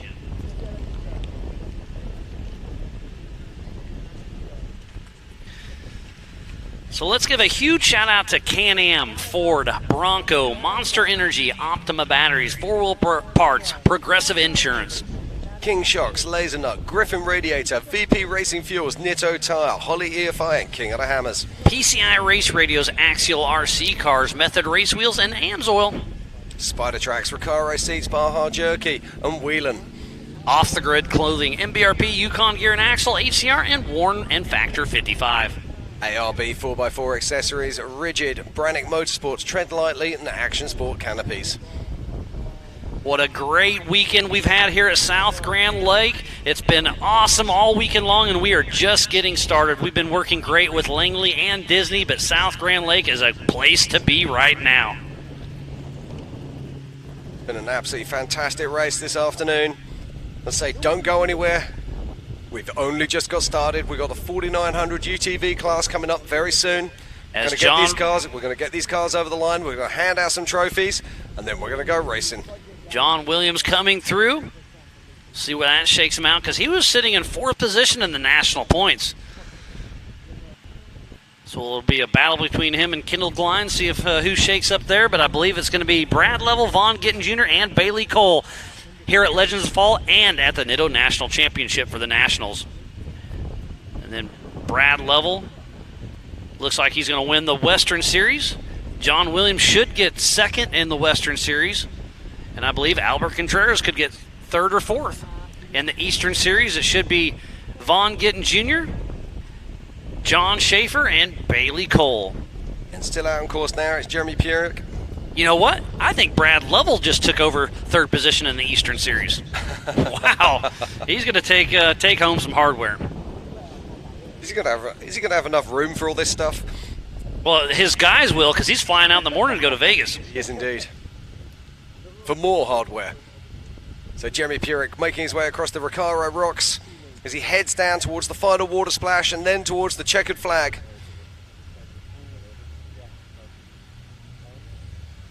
Had a solid race here today.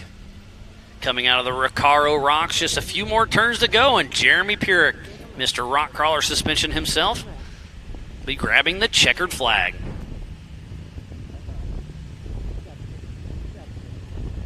Well, Jim, it's been a great day of racing, but it is not over yet. This is going to be absolutely mental all weekend long, so be sure to tune in, ultra4racing.com/live. Get on the MAO app, download it for Apple or Google. Hit that Ultra 4 and MAO Facebook, start a watch party, share it, hashtag it up. So it's Tom Biddle there, but this is all about Jeremy Pierick making his way towards the finish line. Comes through the final water splash. He's going to make his way around that slight left-hander. He'll see the finish arch. And race director JT Taylor standing there with the checkered flag.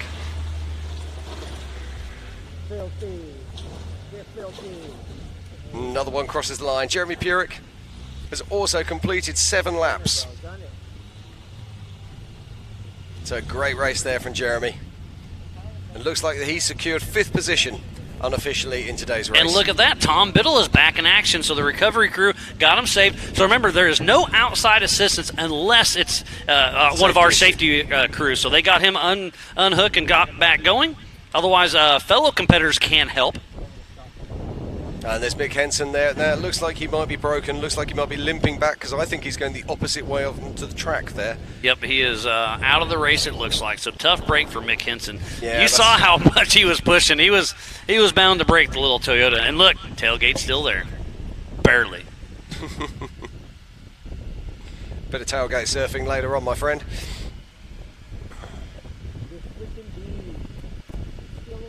So there's a great angle of what's going on. So you can cross right where Mick Henson's crossing in between races and go back to the back trail area. But you cannot cross this during a hot race course. So if you're wanting to go trail riding in the back, your chances about here to cross on out. Or if you want to come back from the woods, we'll let you back in. We'll be doing that off and on all weekend long. Yep. Mick Henson there, he's literally limping it back across. So let's have a quick roundup of our top 5. In 5th position, we just saw across the line is Jeremy Pierick with 7 laps. In 4th place is John Safer, also on 7 laps. Then in 3rd place is Bailey Cole with 9 laps. In 2nd place, Vaughn Gittin Jr. with 9 laps. And in 1st place, we've said his name so many times today, and it's so well deserved. It's Brad Lovell, also with 9 laps and the fastest lap of the race with a 9 minutes and 57 seconds. That is impressive to a T. I'm telling you, Brad Lovell is a wheel man. He can do a little bit of everything. Well, let's put some perspective on that. The fastest lap for Vaughn Gittin Jr. was a 10:14. Wow. That's nearly 17 seconds faster. That's remarkable. And Vaughn Gittin Jr. is no slouch for sure. He is no slouch. He's been an Ultra 4 national champion in the past. He knows his job.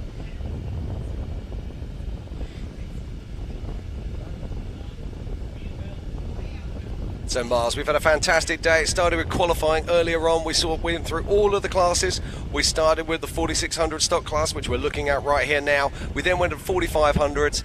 Sorry, the 4900s. Yeah, there you go. You skipped the 49s, then 45s. Then we had the 45s, then we had the 48s, and then, of course, it was the big boys. It was the 44s, and those 44s delivered, didn't they? It was so fun to watch, and it was so fast, so much going on all at the same time. It was kind of hard to keep track of who was who and where was what, but, man, it made for some great action. We saw a little bit of carnage. Chris Branton with that blistering fast run. We saw Andrew Gorman do a little wheel stand. We saw Casey Gilbert really pushing hard. It was a great qualifier for sure. I have to say, when we saw Casey Gilbert cross the line, I did wonder if that was going to be the fastest time of the day. I mean, it was absolutely storming.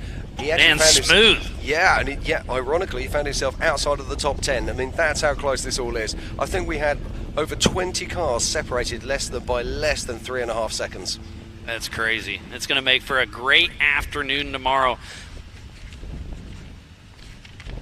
Yeah, let's not forget we have an awful lot of racing here still to come here today and tomorrow. Yeah, let's kind of run through the rest of the day's schedule. So we're wrapping up the 4600 Spider Track stock class at 3 p.m. Central Time. Will be the 4900 Can-Am UTV class. Yep, then at 4 p.m. on the main street up in Disney, we're going to be having a lineup of the 4400 class cars. And then at 6 p.m. tonight, we'll do the Ultra 4 170 race, the future of our sport. Indeed, do not miss that. Then between 6 and 8, we're going to have the Aces Wild Band up on the main stage, up in the downtown Disney. Then we'll have the Ultra 4 and NRRA Racer Appreciation Dinner. And then at 8:30, Casey Donahue takes the stage and is going to rock Disney in South Grand Lake. It's going to be a hell of a party later on today, but let's not forget about Saturday, tomorrow. So between 10 a.m. and 12 p.m. will be the 4500 Yukon Gear and Axle Modified class and the 4800 Brannick Motorsports Legends class. And then at 1 p.m. is the big dogs. It's the unlimited 4400 class racing for the national championships. And then at 4 p.m. will be the NRA on Nasty Girl doing a little bit of rock bouncing. Yeah, that's literally just behind where we're sat right now. It's, when the camera comes onto us, you can literally see the bottom of Nasty Girl's literally between us. An amazing hill climb. Then at 4:30, it's going to be the Ultra 4 award ceremony. And then at 7 p.m., it's going to be the National Rock Racing Association Awards. So it's going to be an action-packed day. And looking, we're just zooming in here now. Look at this, Miles. This is Nasty Girl. This is what they're going to be racing up tomorrow.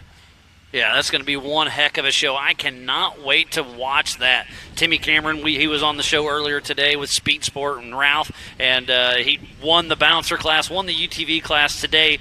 It was a great show. They're a lot of fun to watch. But don't forget, we're also at Mid-America Outdoors tomorrow for the Mid-America Side-by-Side Championship Series and the Pit Bike Series. They're doing their own truck or treat, their own spook trail. There is so much to do in the South Grand Lake area. If you're ever in the area, come on out. We're here tonight and then at Mid-America's tomorrow. There's so much going on for the family. It's a celebration of off-road racing. It's a celebration of off-road life, and that's what we love about coming out here. And if you're listening and you are one of our racers, please start lining up at downtown at 3 p.m. for the 4 p.m. Trunk or Treat. So if you are watching, you want to shine up your car a little bit, come check out some, let the kids check out your car, throw out some candy. Please be a part of it. It's going to be a great thing. Indeed. And there's Tom Biddle making his way through the Bronco Rocks. He's got about another 5 or 10 minutes of race course time before he sees the checkered flag. And I think Tom is our last car out on course now. Oh, look at that for a view, Miles. Yeah, there's South Grand Lake. There's the big dam that crosses. Just to our left is the golf course. And that lake is absolutely phenomenal. That is a great, great look. At the far left is the staircase, part of our race course. And look at the color of the leaves. This place is absolutely beautiful. So, Jim, this is your first time in the South Grand Lake area. What do you think? It's amazing. Absolutely incredible. Never been anywhere like it before in my life. It's a privilege to race here. It's a privilege to come here and talk about the races. It really is something very, very special. And as I said before, can't wait for tomorrow. Can't wait for those 4400 class cars to get out here on course and show us what they can do. It's going to be absolutely insane. I think we have 33 4400 cars, which is pretty impressive. It's going to be one heck of a show. But here in about just over an hour, we'll be racing the 4900 Can-Am UTV class.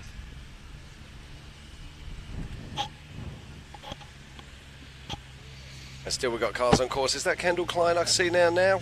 I believe you are correct. Heading through the last little water section and be grabbing the checkered flag. No, I think that's Adam Colon, actually. You are. Yep, you nailed it. They look very similar from the high side. Very similar shaped car, yeah. As people would say, just another Jeep. But they're certainly not that. And he's making his way round now. We'll get confirmation of how many laps he's completed. I think this is completion of his 4th lap. It is indeed. And Adam Colon crosses the line in 10th position. And there's Tom Biddle still pushing strong. The right front got a little beat up there in little blue, but he got it going and he's still racing.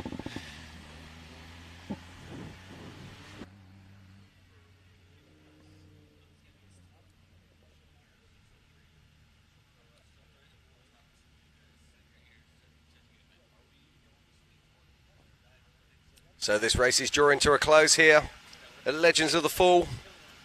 And this is the first day of racing.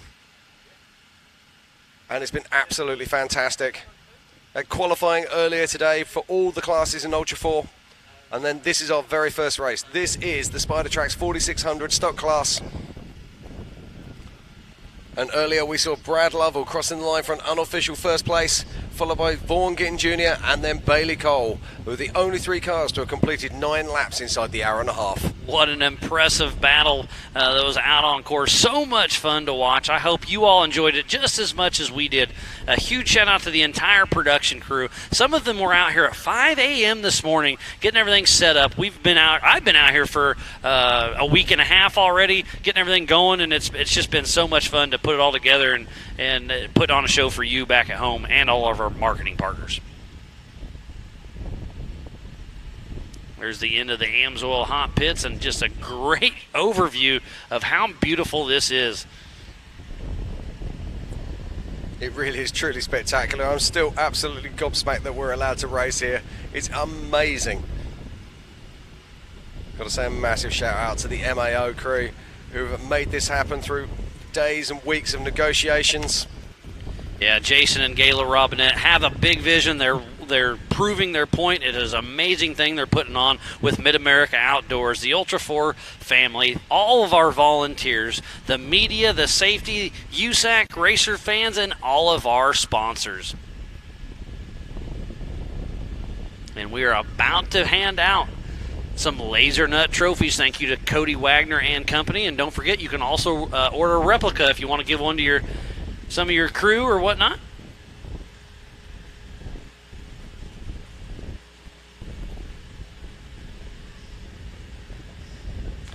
Looks like they're getting them lined up for the podium. I think we have Pam Hall down there. She'll be ready for us here in just a little bit.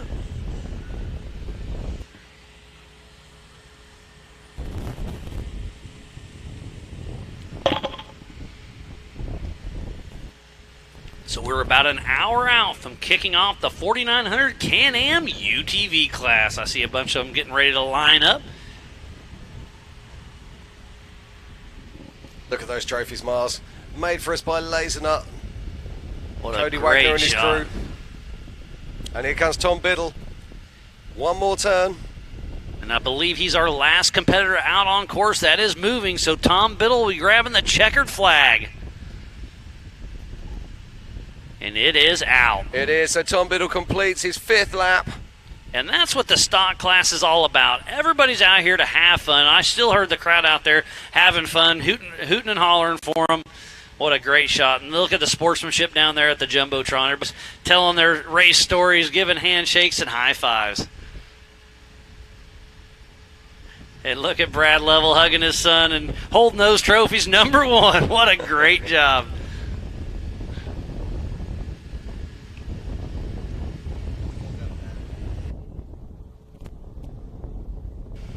Yeah, so I expect we'll be going down, joining Pam down there very, very shortly. On the left there is Bailey Cole, our 3rd place.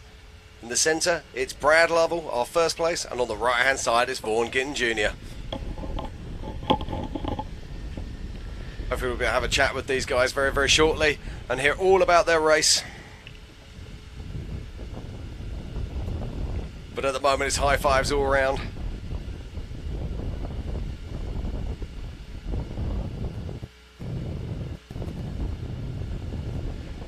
What a wonderful weekend it's going to be here for Legends of the Fall in the South Grand Lake area. So much going on everywhere down here, and you can bounce between here and Jay for Mid-America Outdoors. It's going to be a great, great weekend. Test. These guys are still looking good and fresh. Any second now, we're going to be passing it down to Pam, and she's going to be finding out how these guys have been getting on course.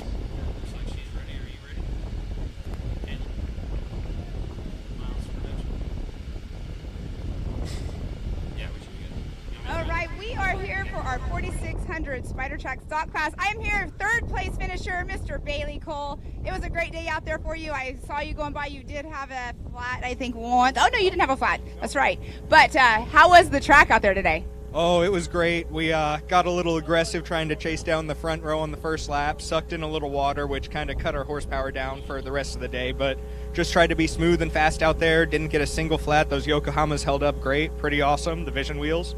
and these Broncos. I mean, 1, 2, 3 again. Can't complain at all. It's pretty amazing.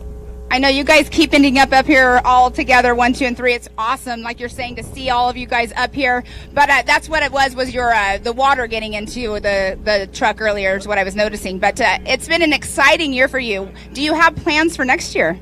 Hopefully keep on racing this Bronco, race these guys again, and hopefully end up where Brad's standing. I would rather be there. I know you were chasing these guys down all day long. It was a great race out there. But who would you like to thank for getting you up here today? Oh, so many important sponsors. 4-Wheel Parts, Yukon Gear and Axle, Fox Shocks, VP Race Fuels, Warren, and Yokohama, obviously, No Flat Tires. But even more important than that, all the crew that helped work on the car and get it to the start line and to the finish line. Couldn't do it without them. Awesome. Well, congratulations on your podium finish today, and we'll see you later on. All right, we're going to go on over here to our second place finisher, Mr. Vaughn Gittin Jr. You did have a tiny flat, but you guys got that changed out. Obviously a great day. Got a lot of more seat time for the 4,400 race tomorrow. How do you feel about today's race? Feeling really good about the race. I'm sitting here pondering how Brad was able to get 10, 15 seconds a lap on us because we were pushing these Broncos so hard, and we had a good battle for a while, and it was just crazy out there. Like, these things are literal war horses, and it's been just an epic year battling all these guys, and it's just a really amazing feat to bring out Broncos first year, win Hammers, 1, 2, 3 of the year in the championship. Just a huge testament to Bronco and the whole Ford Performance crew.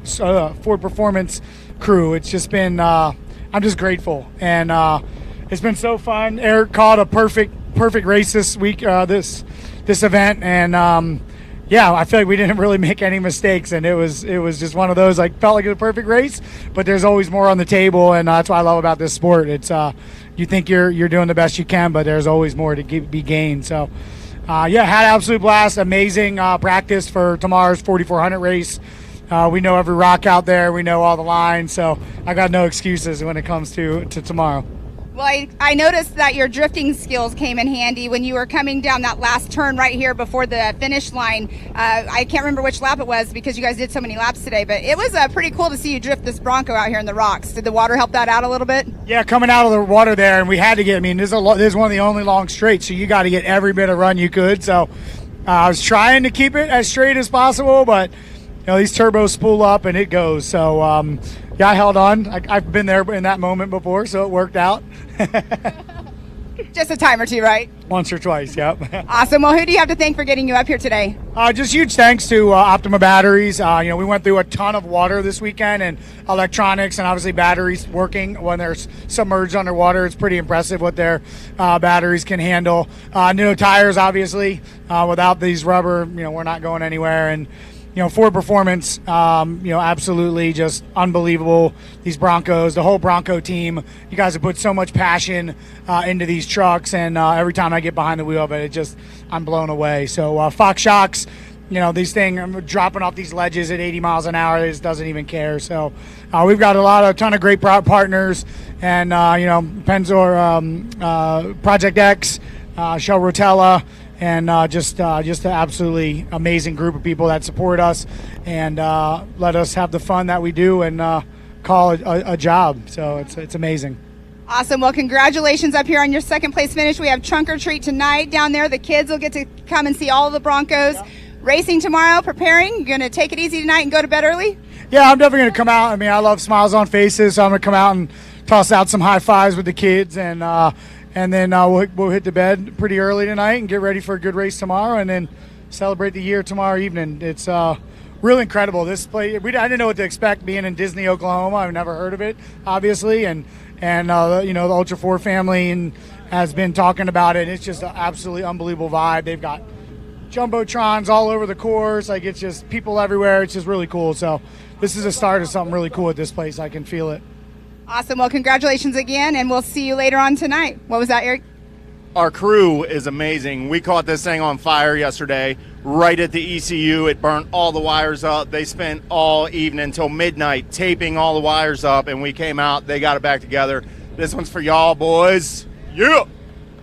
Awesome. Good job. I know they were working hard out there when you guys did come in to get that flat, so they are an amazing crew. All right, we're going to move on over here to our number 1 first place winner, Mr. Brad Lovell. Great day out there. How is it with your son, of course, being in the car? Was he taking in all he can so he can take the reins soon? Oh, yeah. This is a 100% family deal for us. My brother races King of the Hammers with me, and my boys, Byam, who's back here somewhere, and Adam have been alternating with who's running in 4600. And it's great. My wife's out here on the spotter radio, so it's really happy. It's the way it started for us, being a family event, and happy to still be doing that after 15, 20 years. That's awesome. I was watching your son out there because I was over in the hot pits. It's pretty cool. He was trying to communicate because there was something going on and working his little tail end off. He could be a pit crew when he's not, or a crew chief when he's not in the car with you. Well, that's the plan. These guys are the ones prepping the car in the shop when we're back home. And, that's the way we put it together. We did have a little radio problem. The scanner bounced around and changed radio frequencies on us. So we had Adam texting back and forth with Natalie, and finally we got it all worked out. So, we were trying to run a real aggressive pace out there, lining up against Vaughn right up there at the start. It's intense, and we got the jump going out of there, and we went around and hit the water a little too hard, and red light came on, and everything slowed down. So we got that resolved. Vaughn got by us, and then we really just tried to keep the pressure on after that, and it finally got by him.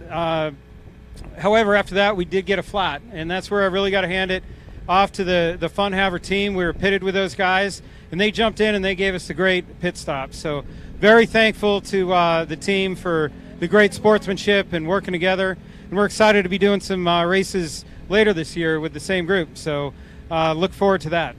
Well, awesome. I know when you came in, too, you actually came by with a flat, and you weren't able to come in because you were too far down the pits. So how was that lap having one flat, the whole entire lap?